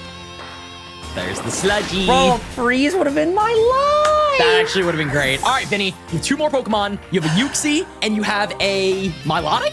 What do you have? Yeah, I think I might be conceding again. Oh, wait, now I got Prankster. Wait. Hold on a second. It's over. You win. No, I You win. You win. You win. You win. I don't, bro. I am fighting for my fucking life. To be fair, Vinny, my team was just stupid. No, I don't want to hear it. Come back, brains. I am not going to sit here, have you kill me, then put me to sleep again. It's not going to happen. That's actually... Foul play? Yeah, That's nice 3 fair. damage, bro. My Lotec's going to bring it back. I'm having a fucking breakdown today. Oh, no. All right, my Lotec, you ready for this? Yeah, you definitely outspeed and kill here. There you go. I'm dead. Thank God. All right, actually, there's hope. Honestly, no, that was a good play because if you let me kill Uxie, I could have just put this thing to sleep. You're right. I still got Patters, though. Let's see how much this does. You're super tanky. Yeah. Dude, that's with Dark Aura as well. And you get the burn. Oh, burn! But that doesn't matter because you're attacking me specially. Yeah, but the thing is, you have lefties. You definitely... Bro, this thing is an actual tank. You named it correctly. No, that's why I named it Tank, you know? You have the Regigigas. I do sell the Reggie. Oh! Got a blast. Wait. Is Chenzo about to do some crazy things? Wait, Chenzo might be cooking right now. Nah, there's no way. Unless Yuxi can wake up frame 1, bro. Yeah, you need to wake up frame 1. Whatever you do, don't go for a ground type move. I know you have Levitate, Rich, but now I have Levitate. I can't go for EQ. Frame 1, wake up, and we lower your special defense. Watch this. I actually wanted to see it happen. I did. Me too, dude. I wanted to see it happen. Yo, that body slam animation's insane. I just step on Uxie. Now, there's a chance that I can get a scald off, burn your ass, and then maybe, just maybe, we can bring this home. Hey, listen, Rich. This was a really fun day. I'm really glad you got the crit day. That crit fucking mattered. It mattered. Do me a favor, hit the sub button, join if you want membership perks. Goodbye. Dun, dun, dun, dun. Dun, dun, dun, dun, dun, dun, dun. You know I'm double jointed?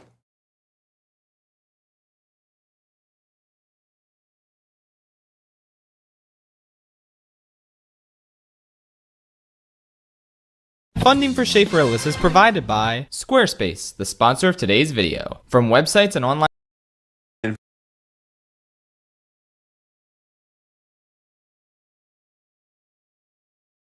from the DCU, this film crossed over $1.1 billion at the box office, which is really just absolutely insane looking back at it. To put it in perspective, Aquaman made over $300 million more than the second highest grossing DCEU film of all time, so you can't even credit it to like DC hype with things like the Justice League and Batman vs Superman, because it somehow made way more than those. Like, I guess there was just superhero hype in general at 2018. Don't get me wrong, Aquaman is one of my favorite DCEU films. The film is simply just an absolute blast to watch. It's super easy, lighthearted, so I understand the general audience probably just really gravitated towards this, but $1 billion is really insane, especially things like this year that we're seeing like movies like Dune and Wicked struggle to make that mark. It's crazy to think Aquaman did it. You know what else is crazy, and no, I'm not talking about the low taper fade meme, is that Top Gun Maverick in 2022, when movie theaters were still pretty much dead, recovering from the pandemic, absolutely crushed the box office and was a huge summer hit, making over $1 billion. Like, I know Tom Cruise is box office gold, and people love to go see his films,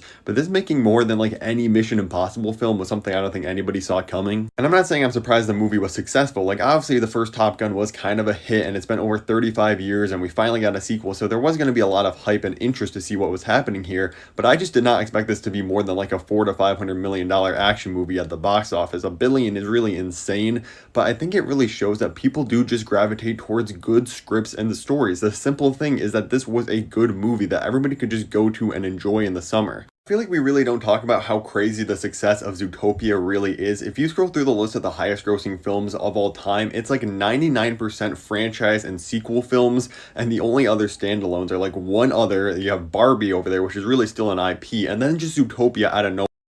An original idea costing $1 billion. Again, yes, it is just a good movie, but Disney really could do no wrong back in like 2010 to 2018. Everything they touched just turned to gold, and this was no exception. The thing is, other Disney and Pixar like original ideas like Inside Out and Moana that became absolute smash hits and really grew a huge fan base, I feel like those were talked about way more, even though they both made under $1 billion, and Zootopia actually made the most out of any of them. Now, I guess this is kind of breaking the franchise rule because it's not technically going to be a standalone film anymore since we are getting Zootopia 2 in November of this year. Like, I can't even imagine the next time we're going to get an original idea from either Disney or Pixar that's going to make this much money and become such a hit. Like, they have Elio coming out from Pixar, that's not going to even come close to $1 billion. Disney Studios just released Wish as their last like non-sequel film. That thing didn't come close. It was one of the biggest flops of last year. Like, yeah, Pixar is going to keep trying new original ideas, luckily, but they are doing more focusing on sequels, and so is Disney. I don't even know how many more original ideas we're going to get in the future. Speaking of Disney, I have to mention the Pirates franchise because yes, these films are super beloved, but how fast they became just a cultural smash hit is kind of insane, especially Pirates of the Caribbean Dead Man's Chest, the second one, because the first Pirates was huge. It made $600 million, and then Pirates of the Caribbean 2 suddenly jumped up to $1 billion, and it absolutely blew away the competition, being the highest grossing film by over $300 million in 2006, blowing away things like the Da Vinci Code, Ice Age, a James Bond film, None at the Museum, Cars, an X-Men film, and Mission Impossible. They didn't even come close. I really hope they desperately give us one more great Pirates film, maybe a send-off for Johnny Depp as the character or something. I'd love to see this franchise just go off on one more film, because I feel like there's just so many more stories to tell in this world. Of course, I have to mention Barbie. If you've been around for a long time, not even when I was uploading to YouTube, but only on TikTok a year ago, I made like summer box office predictions. I was like, oh, Barbie's gonna make like $500 to $600 million and be a pretty high grossing movie. Yeah, I was completely wrong. This thing went over $1.4 billion. So yeah, I still predicted it was gonna be a big film, but I never saw over $1 billion coming for this. Like, yeah, it had the star power of Ryan Gosling and Margot Robbie, but stars don't really sell movies anymore. I didn't know Barbie had this much pull. It was just a perfect mixture of it actually being a good movie on its own. The Barbenheimer hype was insane, obviously. Honorable mention to Oppenheimer, by the way, making $976 million. If it only made a little bit more, it would easily be on this list. Deadpool Wolverine is kind of on this list in a different way because it wasn't necessarily surprising. I think I gave it like a 70-80% chance in my one prediction video to make over $1 billion. But I feel like we have to just take a step back and realize, yeah, when I had all the information about seeing the trailer and the hype online about this film, I felt like it was guaranteed. But go back like 8 years ago or something to the first Deadpool film and tell people that soon the highest grossing R-rated film ever made would be a Deadpool and Wolverine movie. They did it right after 4 years of super mediocre Marvel movies, people claiming that the MCU is dead, people are tired of Marvel and superhero films in general. Just in May earlier this year, people were saying the box office in general was dead when movies like Furiosa and the Fall Guy flop, and then boom, this comes out of nowhere, easily the biggest opening of the year at the time it came out, and it was just insane. I think I missed any surprising $1 billion movies. Let me know in the comments below any that really blew you away that they made that much money, and make sure to tap above me to watch my video where I predict what will be the biggest and most successful movies and the biggest flops of 2026.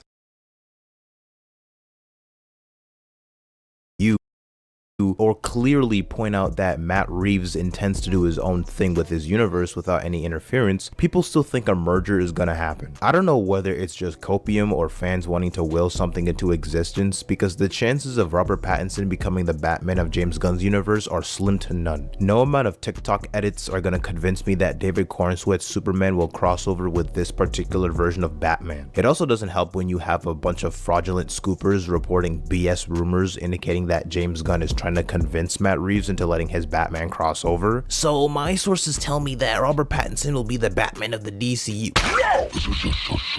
The DCU's Batman could be cast next week and people would still be convinced that Pattinson is the Batman of that universe instead of a new actor. Besides, the Batman Part 2 is coming out in less than 2 years, so we don't even have to wait that long for Matt Reeves to give us some good content again.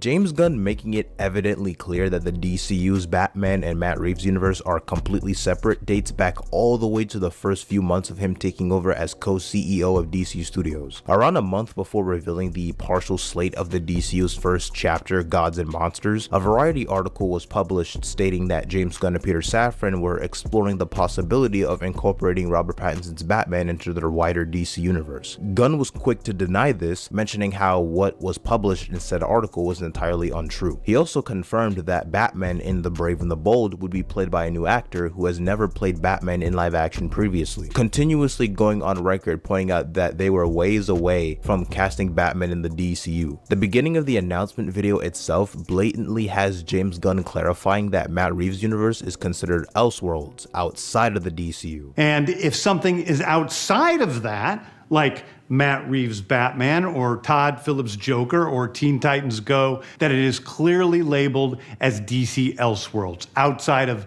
the mainstream DCU continuity. If that somehow isn't proof enough, a big reason as to why the Batman universe starring Robert Pattinson is being kept separate is because it was Matt Reeves' decision and James Gunn respects that. As recently as last month, before the Batman Part 2 got delayed to October 2027, James Gunn was asked if he was worried about the Clayface movie being so close to the Batman Part 2's release date, to which he responded that he wasn't worried because the Clayface movie is set in the DCU, so it doesn't matter. You've been very adamant Matt Reeves' Batman universe is Matt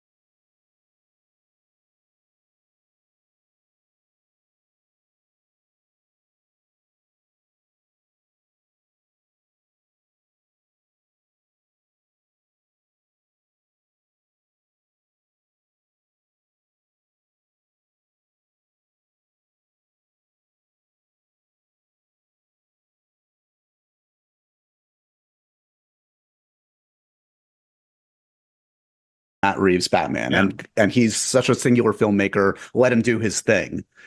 Have you contemplated? Have you had the conversation? Have you reconsidered integrating Pattinson's Batman into your DCU? I've contemplated it. Yeah, I've contemplated it. Gotta contemplate everything, John. Like, we gotta talk about everything. Like, it just means like, and then see, like, you can't. These questions you can't answer because people are too, Right. Yeah, you would be an idiot not to have that. They make everything to mean. An idiot not to think, what's this gonna? How does this go? How does this go? But I'm committed to both telling stories in the DCU and telling Elseworld story. I want the freedom to tell Elseworld stories. We want to be able to, tell a story in which Superman's very different, or tell a Red Sun story or whatever. It's like we want to be able to play with these characters in different ways, and they're different. One of the things I love about DC over Marvel comic books is that those things are much more plentiful. There's many more Elseworld stories. There's many more presentations of Wonder Woman and Batman and Superman, especially, that you see them showing up in different ways in different Elseworld stories. The almost zero chance of Matt Reeves allowing his universe to mesh with Gunn's universe has nothing to do with conflicting tones or the Batman's darker aesthetic not fitting well with the wider DCU, as that's what kind of works with Batman and Superman's dynamic in the comics. Sure, Matt Reeves could decide to incorporate more fantastical elements and or villains into future projects, but the thing people seem to not understand is that Matt Reeves has no intention of doing that. He's been saying for years how grounded he wants his Batman to be, and has explained how characters like the Gentleman Ghost would never appear in his movies. He might push to the edge of fantastical, but would never go into full fantastical, and his universe is meant to be quite grounded. Again, those are his words. Just a few years ago, Matt Reeves went in depth about his plans for his universe shortly before the release of The Batman, proclaiming how he feels drawn to finding the grounded version of everything. While he loves the fantastical side of Batman from the comics, his iteration doesn't lead hard into that, and would be a challenge in an interesting way to find a way to incorporate a character like Mr. Freeze. It's very clear that if Matt Reeves were to incorporate a villain like Clayface in The Batman Part 2 or beyond, it wouldn't be the traditional version who's a metahuman. Spoilers for Creature Commandos episodes 5 and 6, so if you haven't seen those episodes or haven't watched the show, I'd recommend skipping to the timestamp on screen. Again, if you haven't seen Creature Commandos, get the fuck out! Compare that to the DCU's Clayface, who is very fantastical and a shapeshifter as seen in Creature Commandos Season 1 Episode 5. That's a shapeshifter. Calls himself Clayface. He's dangerous. I mean, for crying out loud, Matt Reeves is the same guy who turned a more outlandish, campy villain like the Riddler into a Zodiac killer type antagonist. Let's take into account what we know about Batman's villains in the DCU so far. Creature Commandos sheds light on Clayface briefly in one episode, and there's Dr. Phosphorus, who is a member of the Creature Commandos team. Dr. Phosphorus made his first appearance in Detective Comics issue 469, where he was a nuclear scientist named Alexander Sartorius, who worked under Rupert Thorne to build a nuclear power plant in Gotham. The people of Gotham were against building a nuclear power plant in the city, so it was forced to be constructed a few miles offshore in the Atlantic. Sartorius wanted to check up on the building's construction one night, but the power plant's reactor cracked open, which drove radioactive sand to be placed all over his body. This in turn transformed him into Dr. Phosphorus. Blaming the citizens of Gotham for his situation, he sought revenge by deciding to poison the city's water supply. Creature Commandos is a pretty similar backstory for Phosphorus, only differences being his origin is a lot more tragic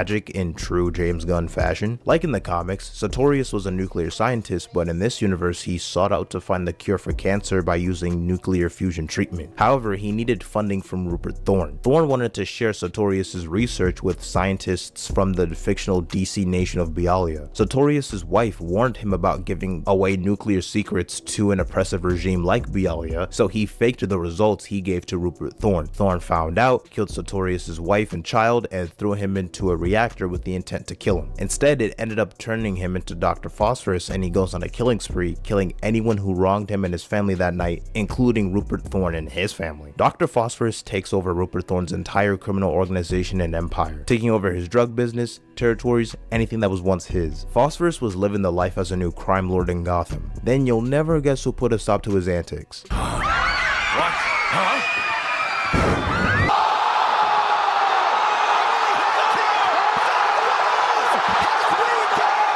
But it could still be Robert Pattinson's because you only see his silhouette and not the full outlook of his character design. Just shut the fuck up! Keep in mind, there is no script yet for The Brave and the Bold, so it only makes sense to leave Batman's design ambiguous for the time being. Projects in the DCU are not greenlit or begin the casting process until the scripts are completed. When they first gave it to me, we saw a lot more Batman, and I was saying, I am not ready to commit to that. I'm not ready to commit to that. So I just like, more silhouette, more silhouette. It's a great way to show that Batman does exist. He already exists in this universe. Just like when we come to the Superman movie, we see the Superman already exists. He's already known by the people in Metropolis. He's an important part of this universe, and he has an impact on it, including defeating such pretty dangerous, scary people like Phosphorus, who's pretty tough. Given Matt Reeves' own statements on how he wants his Batman to be, I just don't see Pattinson's Batman being capable of dealing with threats like Phosphorus or Clayface.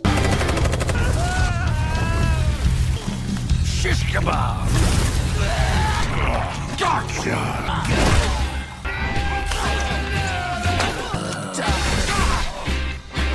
There are so many convoluted explanations I've heard in how they could make Matt Reeves' movies work in the DCU canon, which ironically would be more complicated than simply casting a new actor. Even if Gunn wanted to change his mind on the Robin of choice in The Brave and the Bold, there is going to be a guaranteed Robin with years of experience at his belt, since there is a Teen Titans movie in development being written by the writer of Supergirl Woman of Tomorrow. Well, they could just time jump to an older version of Pattinson Batman. No! Give it up!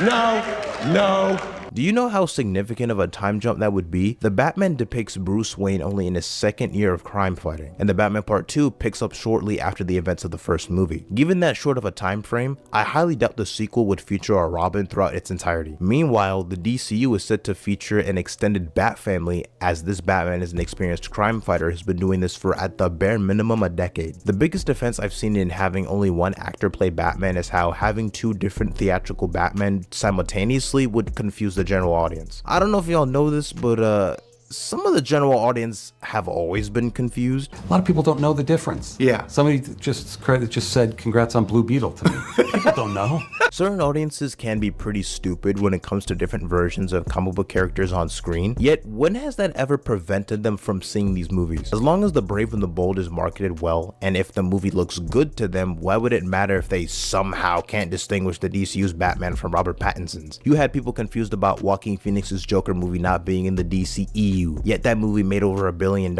People seemed just fine with having 3 different Spider-Man actors in one movie. A movie's failure in this genre never stems from confusion of universes. Movies like The Flash bombed because people just didn't care and the movie didn't seem all that appealing. If the DCU goes out of their way to have a Batman who stands out stylistically, it shouldn't be that big of an issue. I've heard people suggest the idea of Pattinson playing both the DCU Batman and the one seen in Matt Reeves' universe simultaneously, which would be the most mind-boggling creative decision Gunn could ever allow. Imagine a normie watches the Batman and the Penguin series, getting ready to watch the Batman Part 2, then all of a sudden Robert Pattinson's Batman is 10 to 15 years older, has an entire family of sidekicks and fantastical villains, all in the span of at most a few years in real time. Then you watch the Batman Part 3 or something and he's back to playing a younger Batman. But it isn't a prequel to the DCU version with the Bat family. Like, that's just weird. Well, Matt Reeves could change his mind in the future. Why would he do that? Why would he give up having full creative control of his Batman just so that he could be tied to a larger interconnected universe he himself has no control over? That's the whole reason why it's being kept separate in the first place. He made it his personal mission to do his own thing once he took over what was supposed to be Ben Affleck's solo movie set in the DCEU. Initially, Ben Affleck was going to star in, write, and direct a Batman movie. Then he stepped down to just starring in the movie, with Matt Reeves now serving as the director. Once Ben Affleck left the role entirely, Reeves took the opportunity to do his own thing. Having 2 separate Batmen would benefit both parties at the end of the day. Matt Reeves gets full creative control in telling his story in the Batman epic crime saga, while James Gunn doesn't have to worry about a pre-established canon with his Batman he'd be forced to work with. If he wants to incorporate Damian Wayne or any other Bat-family characters in a specific way, he can do that without any problem. Having 2 Batmen can be justified by having a version who is a team player with a Bat family and a key pillar in teaming up with other heroes like Superman or whoever else in the Justice League. The DCU is clearly striving to do something different with Batman that hasn't been attempted in the big screen for a long time. It makes no sense to have a Batman shy away from fighting super-powered individuals in a universe where metahumans have existed for a long time. If Matt Reeves wants to shy away from the fantastical elements, it is what it is, and we just have to let James Gunn do his thing with his own version of Batman, who will not be played by Robert Pattinson.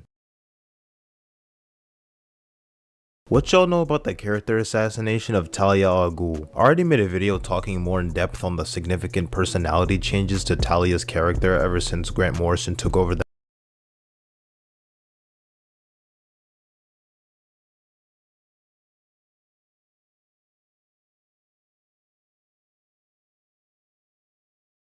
The classic Universal monster movies represent a fascinating intersection of cultural anxieties, moral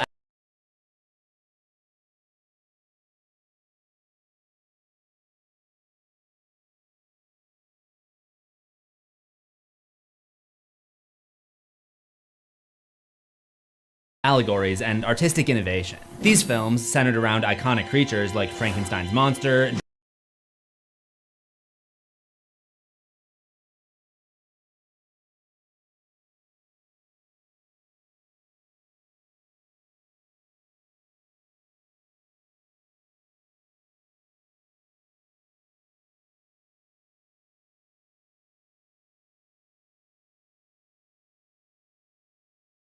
Dracula, the Mummy, the Invisible Man, and the Wolfman resonate with audiences because they embody a wide range of psychological, societal, and existential themes. In 2020, director Leigh Whannell modernized the classic character, the Invisible Man, by bringing forward themes current to our time. And now he's back with Wolfman. My husband was infected by some kind of animal. Blake, you're scaring me. Back off! Rated R, theaters January 17th. So, in anticipation of the film's January 17th release, I wanted to break down the history and origins of this classic Universal monster. This video is sponsored by Blumhouse and Universal Pictures. Leigh Whannell's Wolfman gives you something new and takes you inside the mind and heart of the monster, allowing you to experience the complexity and conflict within him while exploring the idea. What happens when someone you love becomes unrecognizable to you, or when someone you trust becomes a danger? Now, in our post-pandemic world, our nuclear family units have become smaller, and our distrust of the outside world has grown. The new Wolfman looks to explore what happens if the unknown danger outside makes its way in. Not just inside the home, but inside a spouse and parent. Whannell is looking to break expectations for a monster movie by subverting the tropes of the genre while still respecting what works within the films that have become classics, like David Cronenberg's The Fly and John Carpenter's The Thing, both movies that take their titular monsters seriously. I'll touch more on how the new Wolfman looks to move the IP and the genre forward, but in order to do that, we first gotta understand what's so special about the original. To learn everything you need to know about the original Wolfman, the meaning of his encounters with other monster icons, and what it all means for the character in the modern day, stick around to the end of this video.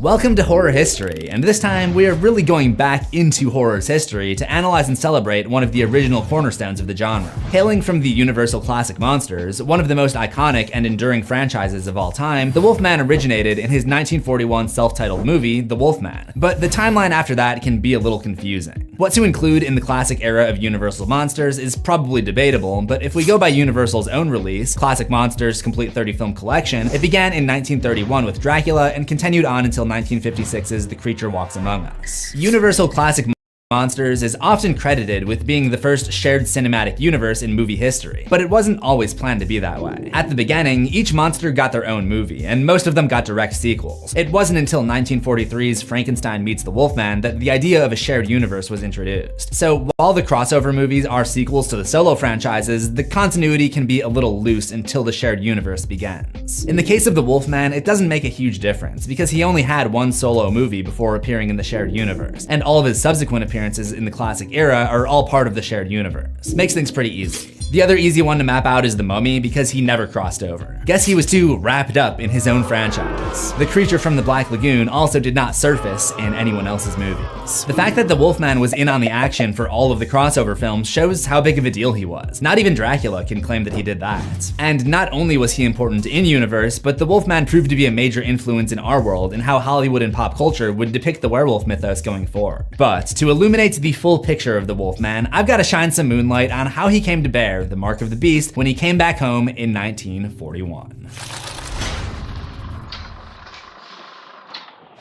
Lawrence Stewart Talbot, most commonly known as Larry, was born in 1910 or 1911 based on his age at the time of his first death. Larry was the son of John Talbot and younger brother of John Jr. In fact, it looks like there was a long tradition of Johns and Lawrences dating back hundreds of years. As a young man, Larry moved away from his family in Wales and went to the US. At some point, he worked for an optics company in California, where he helped put together the Mount Wilson Observatory. He seems to have a casual fascination with telescopes, but his wandering eye would eventually lead him into trouble. When Larry's older brother is killed in a hunting accident, he comes back home to spend some time with his father, where he accidentally finds himself in a late-night clash with a werewolf, an event that would change the course of history forever. Larry Talbot would return home to his father's estate in Llanwany, Wales after the death of his brother John in a hunting accident, and he hasn't seen his dad in a while. During his visit, his dad receives a new part for his telescope, and Larry helps him put it together. He's more of a handyman than he is an astronomer, though. Instead of gazing for stars, he finds himself checking out a woman named Gwen in the neighborhood, living above an antique shop. That afternoon, he goes into the shop to meet her by asking for the earrings that he saw her putting on in her room. What I'm really looking for is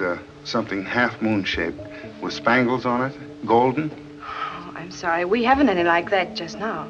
Oh, yes, you have. Don't you remember? On your dressing table up in your room. Now, I'm not a girl. I can't pretend to understand how the female mind works, but ladies, maybe you can let me know. Is this negative Riz? Because I kind of feel like this is negative Riz. But were they not for sale? Well, I can't say that I blame you. They look so well on you. She won't sell him the earring, so he ends up buying a cane with a silver wolf topper. She explains that it has a pentagram, the mark of the beast, making this particular wolf a werewolf. That's a human being who at certain times of the year changes into a wolf. You mean runs around on all fours and bites and snaps and bays at the moon? The idea of the werewolf legend seems to be pretty common knowledge among almost everyone that Larry meets. They're all familiar with the lore thanks to this old poem. There's an old poem. Even a man who is pure in heart and says his prayers by night may become a wolf when the wolfbane blooms and the autumn moon is bright. However, most do not actually believe in the supernatural. The condition of transforming into a werewolf is called lycanthropy, and depending on the beliefs of who you're asking, there are two definitions. Some see it as a psychological illness where someone believes that they're a wolf, while others use the word to describe someone who actually goes back and forth between man and wolf. Talbot isn't taking the wolf stuff too seriously, and he buys the cane from Gwen, but never reveals how he knew about the earrings. Instead, he offers to take her out that night to explain it, but she turns him down. Twice. So that night, as she's leaving, he shows up anyway. Again, I kind of feel like this is negative Riz, and I kind of feel like it's call the cops. Maybe that's too far, but she might want to have her guard up. Gwen tries to set him up with her friend Jenny, and the three of them all go to get their fortunes told by the traveling gypsies who are in town. But this choice would end up changing their lives forever.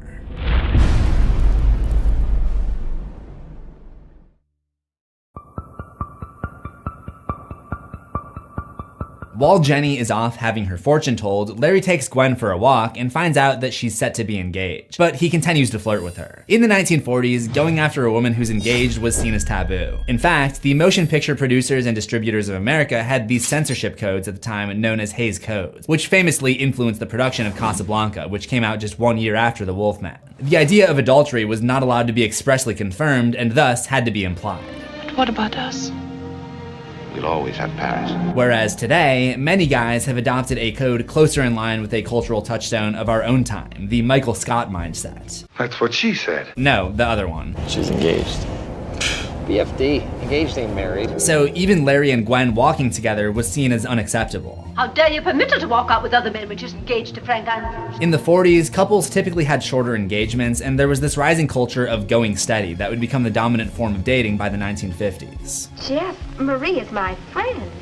Besides, everybody knows you two are going steady. All of this is to say that Talbot's pursuit of a soon-to-be married woman was a little risque. We'll come back to this. Their late-night walk is interrupted when the two hear the howl of a wolf and the screams of Jenny. Talbot goes towards the sound and finds Jenny being attacked by this wolf. He beats it down with the silver-topped end of the cane, but incurs a bite on his chest in the process, causing him to lose consciousness until Gwen is able to get him home with the help of one of the gypsies. He later finds out that Jenny's throat was ripped out by the wolf's teeth, and the gypsy fortune teller was also killed. His skull was found bashed in, and Talbot's new cane was found nearby. The next day, Talbot wakes up with his chest wound apparently healed, and a detective at his bedside ready to question him. Yeah, go ahead. But don't try to make me believe that I killed a man when I know that I killed a wolf. Yes, yes. We're all a little bit confused. Not quite the reassurance that he wanted to hear. The doctor suggests that Larry is mentally disturbed by the shock, alluding to the original idea of lycanthropy being a mental condition. One evening, Larry witnesses the fortune teller's coffin being transported to a church where he overhears Maliva, the fortune teller's mother, leaving her deceased boy with some parting words. Your suffering is over, Bale of my. So every now and then I will stumble across clips from the PBD podcast, Patrick Bet-David. He's a MAGA guy, he's a Trump supporter, and he tries to present himself in a more reasonable, toned down kind of fashion. He's not one of these guys that sits and screams and yells at his guests. He doesn't try to be vile and hateful. He tries to have reasonable conversations. And there's been a time or two where I've actually enjoyed some of his episodes because he has had more reasonable conversations with his guests. But the problem I have with that is that no matter how reasonable you are in MAGA, Donald Trump is the most unreasonable person ever. And he empowers the most unreasonable people ever. So you can try to be a more toned down version of Trump and a more, MAGA light, but you're never going to get over with that crowd because they love the over-the-top, cruel, hateful rhetoric. Well, Patrick Bet-David was born in Iran, and recently he made a tweet where he said, "Our founding fathers." And someone in MAGA was really quick to jump in and say, "They're not your founding fathers." And now he realizes that the very people he's been trying to normalize and validate would love to see him deported. Take a look at this clip. I said, "Our founding fathers." A guy responds back and says, "Those are not your founding fathers." Mm-hmm. Guy posts a picture of the Shah of Iran, says, "That's your founding father." Oh, it's so funny. But that tells you what, a part of this, there's nationalists and there's white nationalists. White nationalists, Vinny, don't want people like us here. I know. They just don't. White nationalists are a very different model. You view me as go back to Iran. Deport Elon back to, what do you call it, South Africa. Deport Vivek back to India, His right? parents. And He was born here. you make those types of comments. All right, I don't think that's majority of America. I think that's less than 5%. That is the far of right. America. Yeah, that's the far right. Ultra-nationalists. And that's the far right. And the far left wants open borders and let everybody come in here. Let's legalize everyone. The far right wants, if you're not a white nationalist, get the hell out of here. The problem here is you as a consumer not knowing the position of the individual before they say it, and you think everyone is in that position. They're not. Not everyone's in that position. The saddest part about that clip to me is how surprised that he looks. I could have told him a long time ago that no matter how much he kisses up to Donald Trump or sucks up to that MAGA base and tries to normalize or validate them, they are never going to accept him into their clique. And they're always going to come at him with their hatred. And it's truly sad to watch people realize, you know what, no matter how much I try to appease this club, I'm never going to fully be in this club. That has been the biggest deal breaker for me with Donald Trump this entire time. It is the people who he has empowered. It would not matter to me which side of the political aisle that Donald Trump fell on. If he was a Democrat running as a Democrat, I would have felt the same exact way about him. I cannot be on the side with people who validate that type of hatred. I can't be on the side with people who empowers that type of hatred. I just can't. I can't sit there and go along with that and be okay with it. That's always been the biggest deal breaker for me with Donald Trump, is that he will never call out those people. If anything, he just empowers them even further. Now, I know someone in MAGA is going to say, well, wait a minute, man, he has called it out before, and he really didn't say that part about there was good people on both sides. Yeah, actually he did. He did say that, and what you got to understand is when he said that, he was talking about a rally that was called Unite the Right, and they showed up to protest the removal of Confederate statues, okay? And when they showed up to protest the removal of Confederate statues, along comes some Nazis and white supremacists waving the Nazi flag. So a Unite the Right rally brought Nazis into the fold. Now, if that's not your heritage and that's not what you stand for and you do not condone that type of hatred, why didn't more people in MAGA speak up and say, hey, wait a minute, that's not our heritage? Okay, if they really do believe that the South is their heritage, which, by the way, it's not. My bandana is older than the Confederacy, okay? So that's not your heritage either. That's a huge stain on American history. But let's say that you were born and raised in the South and you believe that the South is your heritage. Let's say you was brainwashed into believing that. Well, those people over there waving those flags sure as hell ain't your heritage. Why didn't you speak up against it? And why didn't you ever stop to question yourself and go, wait a minute, we just had a rally uniting the right, And Nazis felt empowered to show up. Why? Why would they feel empowered to show up? Maybe it's because all the dog whistles that Trump has always thrown them that makes them feel comfortable being around it. And if you was born in a different country and come here, and let's say you did agree with Donald Trump on certain issues, or you liked certain policies he had, and so you started pushing his agenda, well, shouldn't you look over here and go, wait a minute, look at the people he's empowered. These people are never going to accept me for who I am. These people are never going to welcome me here. And if PBD is surprised now, wait till he speaks out against Elon Musk. Wait till he says something against him on Twitter and watch how fast his account will suddenly be suspended. Watch how fast he will suddenly be silenced. You see, it's easy to sit back and try to normalize and validate this stuff, but what you got to understand is you're never going to be in their clique. And I'll go ahead and say, I don't want to see PBD deported, and I don't want to see him shut down because he disagrees with me. I don't want to see him silenced for those reasons, but that's what he will fuck around and find out if he keeps going down the MAGA rabbit hole. That's exactly what's going to happen to the guy. And then you'll sit back and look around at people like us and say that we're the enemy from within. No, I think they have got that completely backwards. I don't think they realize who the true enemy is. When you set and empower hatred like that and give it a microphone and give it a platform, you can't be reasonable within that group of people because they're never going to accept you, ever. The minute you step out of line with them, the minute you speak the wrong way, they're going to knock you right back in place, and that's exactly what happened. Real quickly, he got told, those aren't your founding fathers.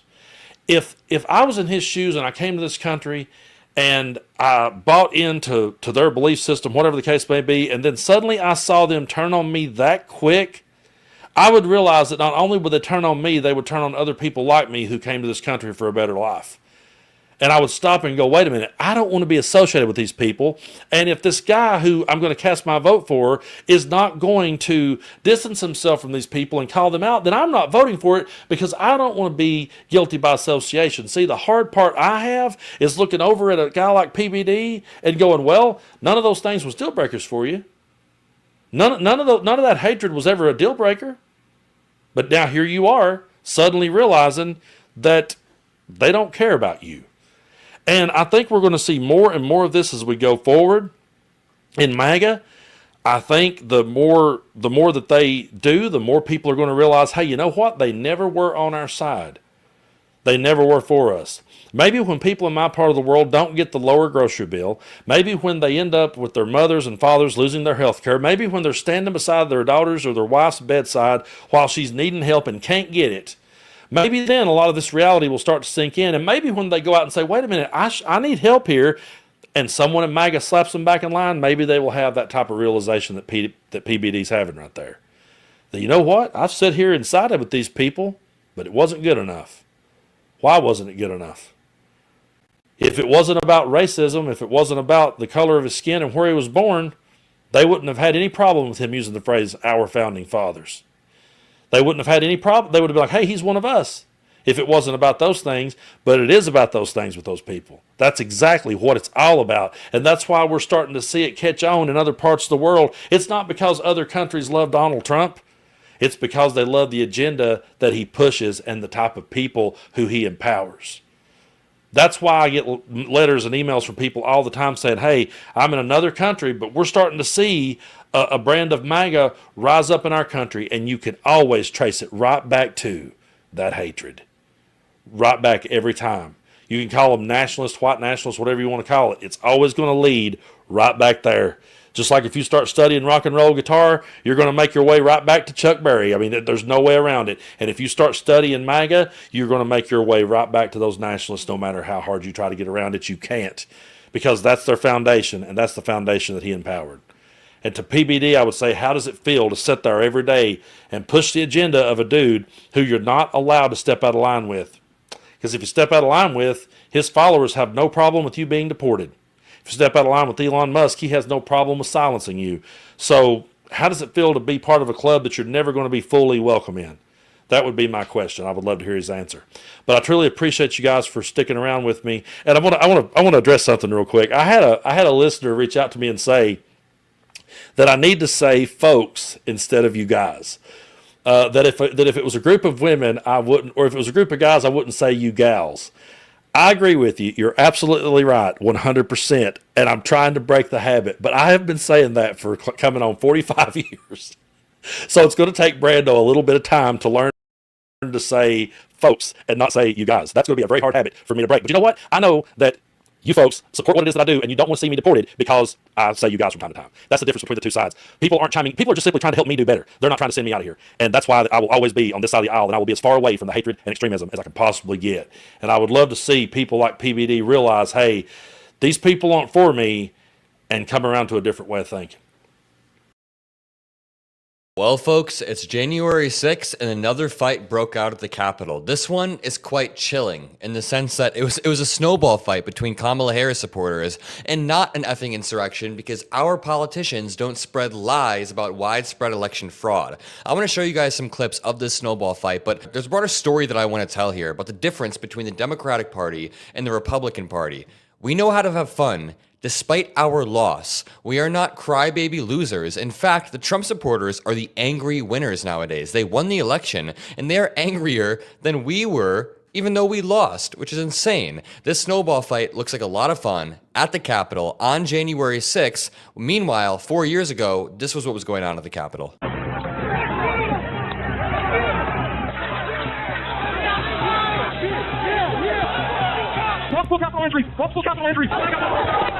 Okay, we don't have to watch the full clip, but let's just compare the events of January 6th, 4 years apart. In 2021 and even 2020, Donald Trump spent months leading into the election spreading baseless lies about widespread election fraud in all of the key swing states. He then declared victory early on election night with no evidence to back it up. Mike Pence had to walk on stage after and basically walk it back and say, we're going to wait for all of the votes to be counted. And then Trump and his allies orchestrated a multi-pronged plan to overturn the results of a free and fair election. When Trump's phone calls didn't work, when he couldn't pressure Brad Raffensperger, he then tried fake electors using John Eastman's unconstitutional scheme. When that didn't work, he tried to strong-arm his own vice president. When that didn't work, it all culminated into this violent insurrection at the Capitol. And yes, it was absolutely an insurrection. That was the Republicans' January 6th, a day that will always live in infamy, not because of the snowball fight, but because they tried to overthrow the results of a free and fair election. Meanwhile, 4 years later, Kamala Harris, the sitting vice president, presided over the certification of her own loss. Just think about that for a second. Kamala Harris did not cry or make a single peep for a single second. Donald Trump spent months, years after the election, crying and whining about an election that was stolen, but Kamala showed the world what real strength, real democracy looks like, and she took the loss like a champ. Yes, it sucks to lose. It always sucks to lose, but she still certified the victory of Donald Trump because she believes in the broader goal of America, which is democracy. She still certified the victory of Donald Trump, the man who spent years smearing her party, smearing the institutions that she inhabits, smearing her position as the vice president. So Trump couldn't accept his loss. Meanwhile, Kamala Harris, with grace and dignity, certified her own defeat. The symbolism is powerful, and Trump supporters keep going, oh, I bet Kamala Harris is crying. She's probably so sad that she had to certify her own loss. No, you're completely missing the point. Kamala Harris did what Donald Trump never would do. And it's funny, even Mike Pence sent out a tweet today. The peaceful transfer of power is a hallmark of our democracy. And today, members of both parties in the House and Senate, along with the Vice President, certified the election of our new president and vice president without controversy or objection. I'm going to highlight that part right there because he's clearly referring to what happened 4 years ago. I welcome the return of order and civility to these historic proceedings and offer my most sincere congratulations and prayers to President Trump and Vice President J.D. Vance. He then said, I also commend the members of the House, Senate, and the Vice President who did their duty under the Constitution of the United States. It being particularly admirable, the VP Harris would preside over the certification of a presidential election that she lost. Again, particularly admirable, which I think is incredibly strong. Honestly, I know that we all hate Mike Pence. I grew up in Indiana, so I disagree with everything Mike Pence says, almost everything Mike Pence does, but I respect the fact that he stood strong 4 years ago on January 6th, despite Donald Trump and John Eastman, everyone's insane amount of pressure. They were trying to pressure him. Mike Pence stood strong. And you know, January 6th is supposed to remind us of the best parts of America. January 6th is supposed to be the day where, whether you win or you lose, you watch the peaceful transition of power, something that's existed since the inception of America that has allowed our country to be great and to flourish on the world stage. Other countries have copied our model of democracy. People get mad when I say that, but objectively, I can just point to South Korea. We helped South Korea after their dictatorship fell, and now they're the ones that are ahead of us because they actually are trying to arrest Yoon after his attempted coup. So something I want to focus on over the next 4 years is just hammering home not only January 6th, because I don't really care about the dumb fucks who went to the Capitol. I say this all the time. It's easy to get caught up in the minutia of Ashley Babbitt or was this window breached. And yes, this stuff is all incredibly important, but I think you can sometimes miss the forest for the trees when you focus on Ashley Babbitt in particular, because the broader message here is that Donald Trump, again, tried to steal the election in 6 different ways, 5, 6 different ways by pressuring people, making up lies, declaring victory early, doing fake slates of electors, and then finally, when none of that worked, it all culminated into the January 6th. And there was even a suicide pact, they called it, at the DOJ on January 3rd, where all the top DOJ officials sat Trump down in the Oval Office and said, if you replace the acting attorney general, Jeffrey Rosen, with Jeffrey Clark, who was a loyalist that was pushing Trump's baseless claims of election fraud, we will all resign en masse and speak out against you, speak out against your entire election fraud lie. And honestly, they should have done it anyways. With where we are 4 years later, they should have done this anyways. But again, just to back up,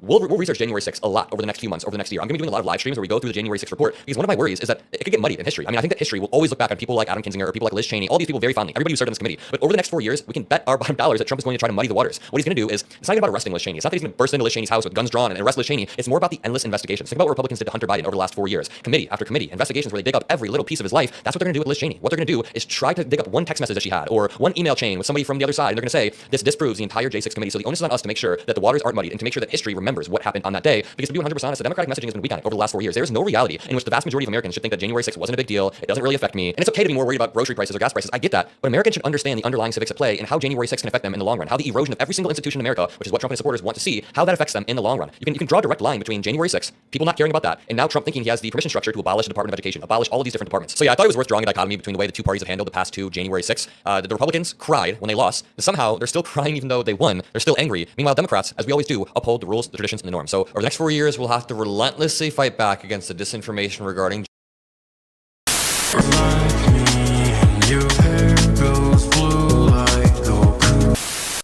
Guys, we need to talk. I'm sad today, okay? I'm really sad. Sadly, Space Ninja. Well, that sucks, but also, I just want to cry. If you're familiar with my channel, or more specifically, if you follow me on Instagram, which, by the way, follow me on Instagram. I'm a terrible YouTuber. I never advertise my social media. You probably know that I am a huge Harry Potter fan, but I mean huge. I love Harry Potter. I grew up with this shit. It completely matrixed my brain when I was a kid. Generally, the reason why I love film and television, the reason why I'm so incredibly passionate about it, is because my mother took me to the opening night of the first Harry Potter movie on November 16, 2001. I had just turned 7 years old, and this movie blew my mind, and it literally changed my life forever. It's the first movie that made me fall in love not only with cinema, but with the craft of filmmaking and writing. This movie is also the reason why I enjoy reading books. I hated reading as a kid, and after seeing this movie, I wanted more of this story and these characters, so I picked up the novels. This movie is the reason why I love talking about stories, the reason why I make music today, thank you John Williams, and it's the reason why I am making movies today.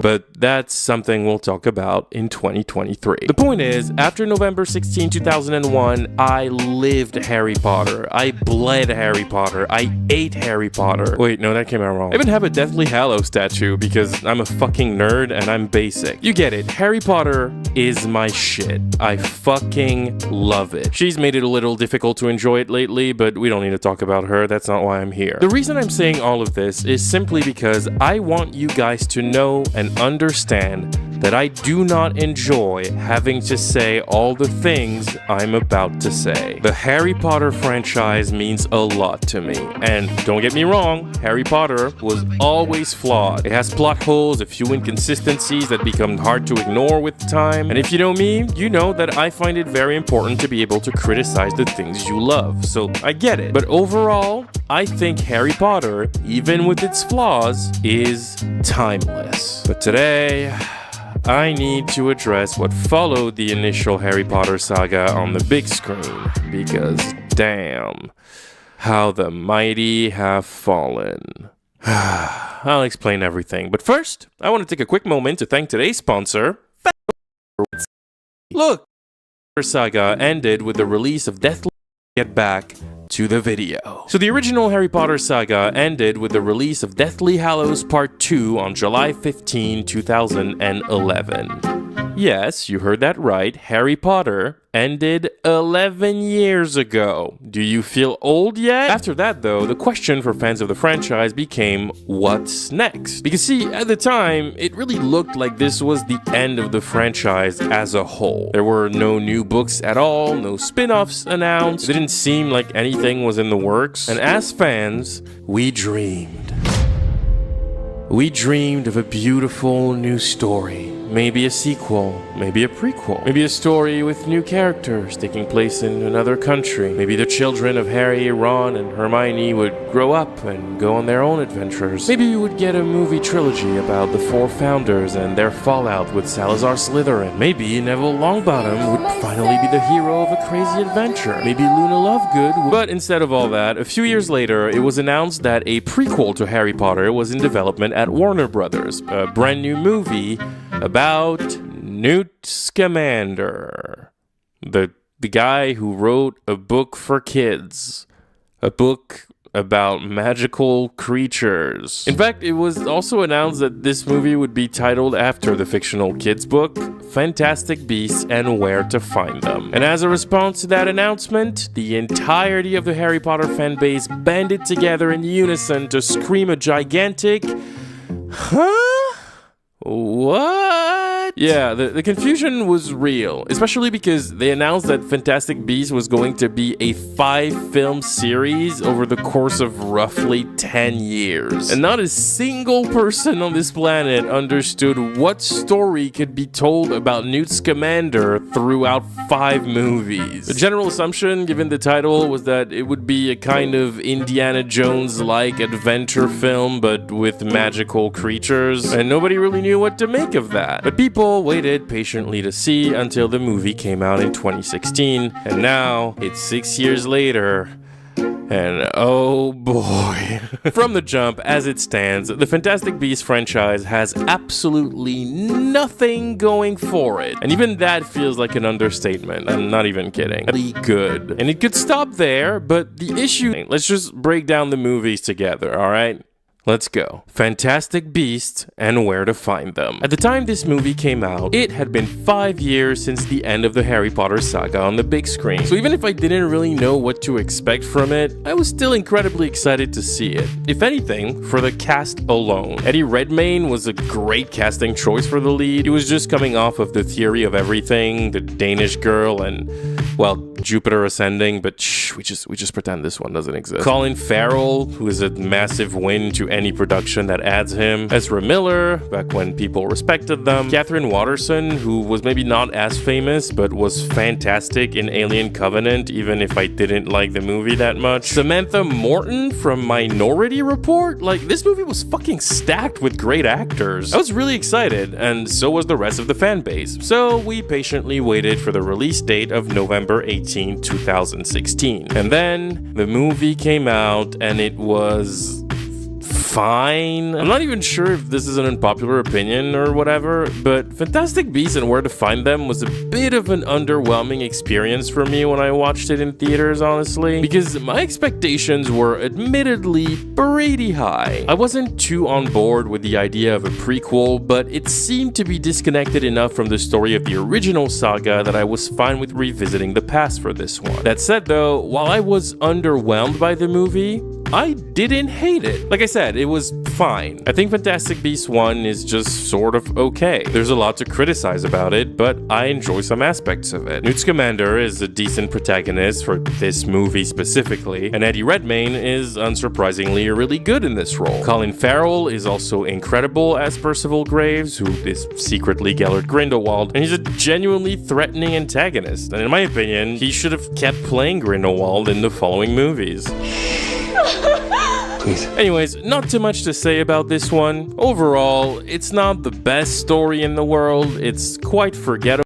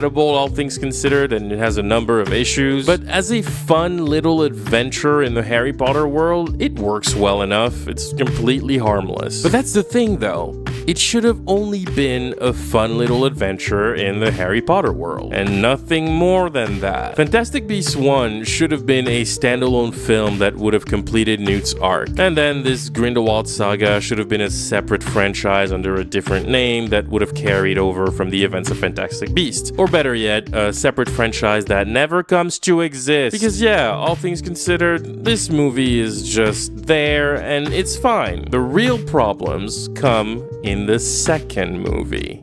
Fantastic Beasts: The Crimes of Grindelwald. As a society, we approach crime through statistics, going up, going down. This movie was without the shadow of a doubt the biggest letdown in the history of this franchise. I'm not gonna dwell on it too much because literally the entire internet has talked about how bad it is, and I feel like it would be redundant. Everybody knows this movie is terrible, but I will point out a couple things here. And it's all encapsulated into one question.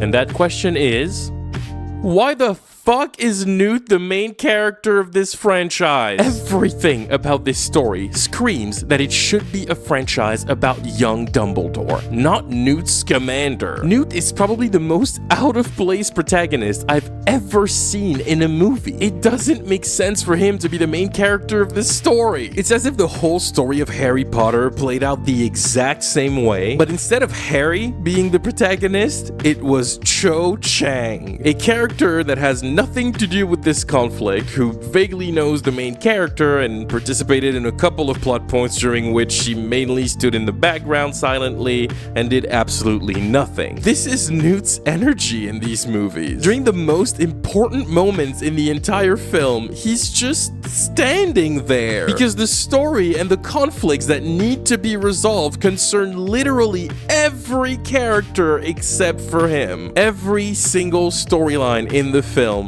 is about other people. The story of Leta Lestrange and Comma has nothing to do with Newt. The Dumbledore versus Grindelwald conflict this entire franchise is about has nothing to do with Newt. The Queenie and Jacob storyline has nothing to do with Newt. The Credence and Nagini storyline has nothing to do with Newt. The whole time, Newt is just a tree. He doesn't even want to be in the story, but everyone around him is forcing him to be. They're telling him he needs to pick a side and get shit done. Everybody is treating Newt like he's the answer to every problem in the wizarding world, but it makes no sense. He just wants to take care of his pets. Why is everybody treating him like he's the most important individual to carry a wizard world war? Anyways, I needed to bring up this issue first because it's gonna be instrumental in talking about the next movie. But long story short, Crimes of Grindelwald, as everybody knows, was a complete destruction of the Harry Potter universe and mythos. It completely dismisses important rules of the universe, it forgets about important details of the universe, and it feels like everything happening in the story is a massive plot hole that should not be able to even happen due to previously established lore. Let me give you a few examples to explain what I mean. This movie confirms that Minerva McGonagall was already teaching at Hogwarts in the 1910s, which is not possible because Minerva McGonagall was born on October 4th, 1935. This movie also shows us Newt using the Accio charm on a living being, which, according to J.K. Rowling herself,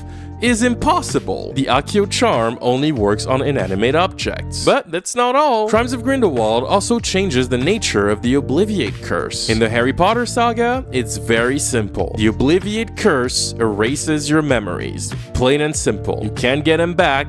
They're gone. It's a very straightforward spell. It's not complicated. However, in this movie, it's explained that the Obliviate Curse only erases bad memories. And so you can reverse the spell if you only have positive memories of the events that were erased. Which... what? That drastically changes the canon of the entire universe. It makes no sense. All of that to retcon a scene and force a character back in a story he doesn't have a place in. And if we're gonna go into even more details, this movie also teaches us that Albus Dumbledore was the Defense Against the Dark Arts teacher of Hogwarts before he became headmaster in 1971. But that's also impossible. Not only because Dumbledore was canonically a transfiguration teacher at Hogwarts, but also because we know this movie takes place in the year 1927, so roughly about a year after the birth of Tom Riddle, aka Voldemort. Yeah, fun fact, when Voldemort dies at the end of Harry Potter, he's only 71 years old, which is incredibly young for a wizard whose ultimate goal was to make himself immortal. The reason why it's important is because we learn in book 6 that right after graduating from Hogwarts in 1945, Tom Riddle asked Armando Dippet, the previous headmaster of Hogwarts, a position as defense against the dark arts teacher. We learn that Tom came to ask for the position after the retirement of the previous teacher who held the position for 50 years. 50 years. So explain to me how Albus Dumbledore was teaching defense against the dark arts in the 1910s all the way through 1971 when he became headmaster. Make it make sense, please. Also, this one isn't really a plot hole, but I just think it's really funny that Dumbledore looks like this in 1927, but in 1943, just 16 years later, he looks like that. Damn, time has been rough on Albus, man. So I'm guessing you understand what I mean now. But the most egregious head-scratcher of this entire movie is literally its most important plot point. The very piece of story that sets up the rest of the franchise. Let me explain. Basically, this movie ends with the revelation that Albus Dumbledore and Gellert Grindelwald made a magical blood pact years ago that makes it impossible for them to fight each other. They literally cannot even think about hurting each other. If they try to fight, they will both die instantly. So the whole point of the franchise now is that Dumbledore is the only wizard alive who is powerful enough to take on Gellert Grindelwald in a fight and defeat him. So he needs to find a way to destroy the blood pact and undo it so that he can fight Grindelwald and take him down once and for all. It is literally the point of this entire story. Everything happening in Fantastic Beasts leads up to the final confrontation between the two. Dumbledees and Grindelwees made a magical pact that makes it physically impossible for them to harm each other, and we gotta figure out how to undo that. Okay, now listen carefully. For the quick backstory, when they were young, Albus and Grindelwald were in love, and they had dreams to live together and become the most powerful wizards in the world, and blah blah blah. However, over time, Grindelwald got greedy and dangerous, and Albus no longer aligned with his vision of the future. All of that culminated in a massive battle between Grindelwald, Albus, and Albus's brother Aberforth. A battle that resulted in the accidental murder of Ariana Dumbledore, Albus's sister. Now, here's the thing. We know this battle took place in the year 1899, and the story clearly states that after that battle, Grindelwald fled the scene and went on the run, and Albus and Grindelwald did not see each other for decades. I'm guessing it was 3 decades to be more exact, because Fantastic Beasts 3 opens with Dumbledore and Grindelwald meeting at a cafe in 1932 for what I assume is the first time since the big incident. When the fuck did they make this blood pact? This makes no sense. There's literally no moment where they could have made a magical blood pact to prevent themselves from hurting each other. Because with that logic, it would mean they had to make the blood pact before the big battle that killed Ariana, right? Because that's the last time they saw each other. But that's not possible, because if they had already made the pact then, how the hell did they fight each other during the battle in the first place? That event itself proves that by the time Ariana died,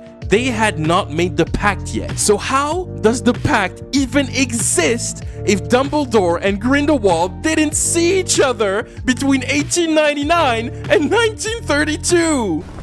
You're not making any sense at all. Literally, the main story point that drives this entire franchise is a plot hole. The very pillar that holds this whole saga together literally cannot exist. It's canonically impossible for it to exist. Good job, Joanne. You're a disappointment on so many levels right now. Anyways, I'm already losing my mind here. Crimes of Grindelwald sucks. Everybody knows it. So let's get to the next movie. Fantastic Beasts: The Secrets of Dumbledore. It's because it is. This characters ended the previous installment in a place that clearly set up their new arc for this installment. Except, these arcs just don't happen for some reason. Every character that had a place in the story solidified in Crimes of Grindelwald is somehow re-rendered useless in Secrets of Dumbledore. Let me explain. At the end of the previous movie, Queenie joins Grindelwald and abandons the heroes, meaning she's now one of the few main characters that have a reason to exist in the story and actively take part in it. But in this movie, Queenie does absolutely nothing. She just stands around and you get some close-up shots of her looking worried, and that's literally it. She's here the whole movie and she never does anything. And then you're telling me they could have just done that from the start? I ask again then, what was the point of her arc? What was the reason? I had a reason. What was the reason? What was the reason? I just explained the reason. What was the reason? Tina also has a solidified reason to exist in the story now because her sister Queenie joined Grindelwald at the end of the last movie. So you'd assume this movie would have her make a move to try and get her sister back at all costs. It makes perfect sense. That arc literally writes itself. She has the perfect motivation and has even more of a reason to try to find Credence and Grindelwald. Great! She finally has a legitimate reason to be a main character. I'm super happy with that. Give her the place she deserves in the story. So, imagine my surprise when I find out that Tina is not in this movie at all. She's just not in it. She appears in it twice. She's in one shot halfway through the movie, and then she appears in the final scene for about 30 to 40 seconds. And the reason they give you for her not being a part of the story is that she's busy at work. I'm not kidding. Tina's not available. Why the fuck would Dumbledore want to throw Jacob in the middle of this? It's really possible, and it doesn't really make sense. Here's the thing. We know this battle took place in the year 1899, and the story clearly states that after that battle, Grindelwald fled the city.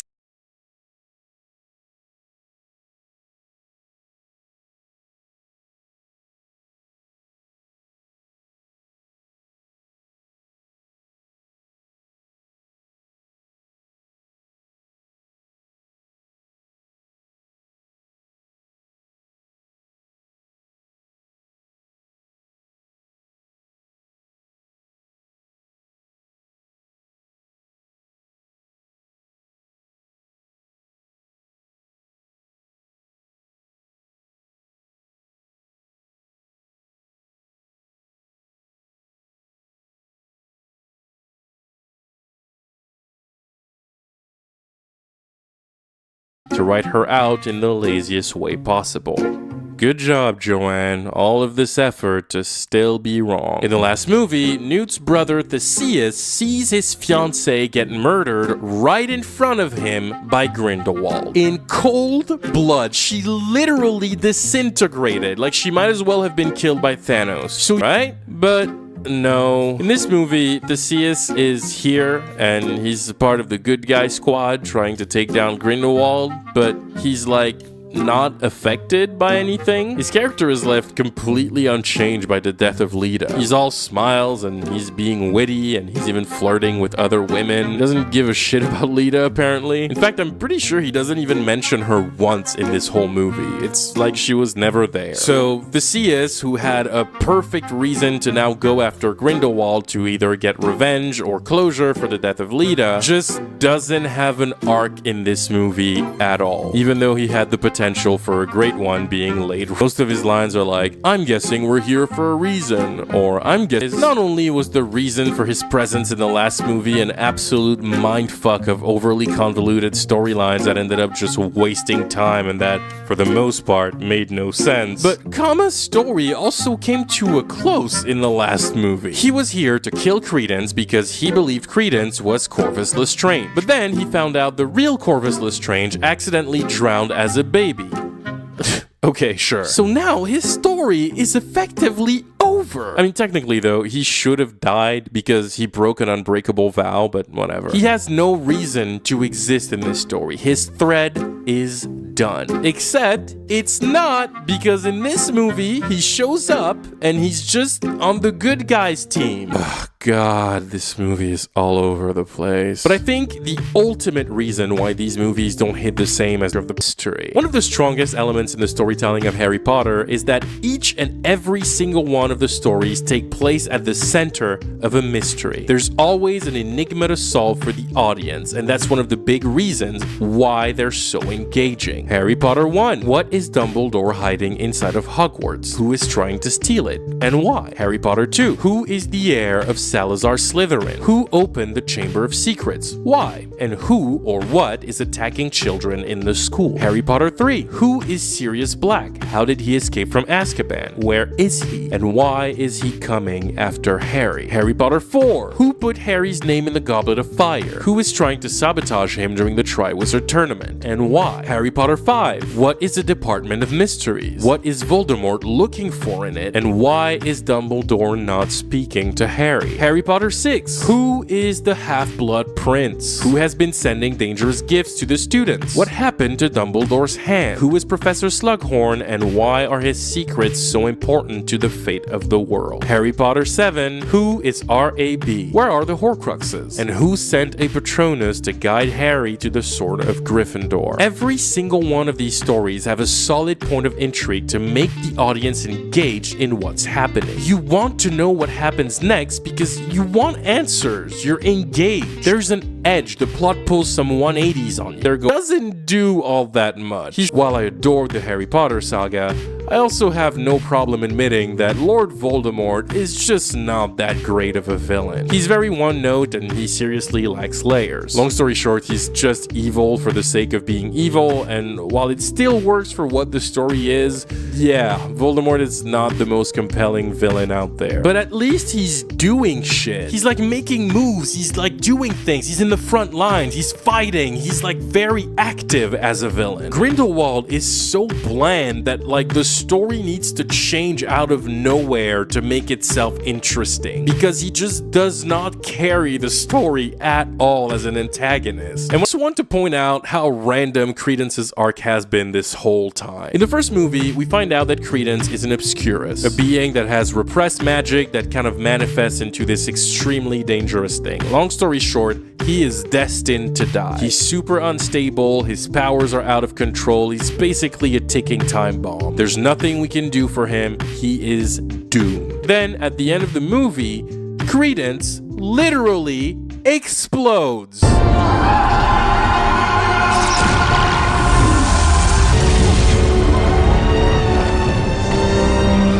He's attacked by the authorities and he becomes so unstable that he literally disintegrates himself, and he's supposed to be dead. That was the whole thing. Newt comes to try and save Credence, but he fails and Credence dies. End of the movie. Then, in the next movie, they realize they wanted Ezra Miller back, so Credence is just alive. And like, they never explain how he's alive. He just is. He explodes at the end of the last movie, and then this movie starts, and he's just there. He's just here, like nothing happened. Like you're just supposed to accept it. Then I'm guessing he did die, because if there is a Fantastic Beasts 4, which is very unlikely, there is no fucking way Ezra Miller is coming back. Entire Harry Potter franchise.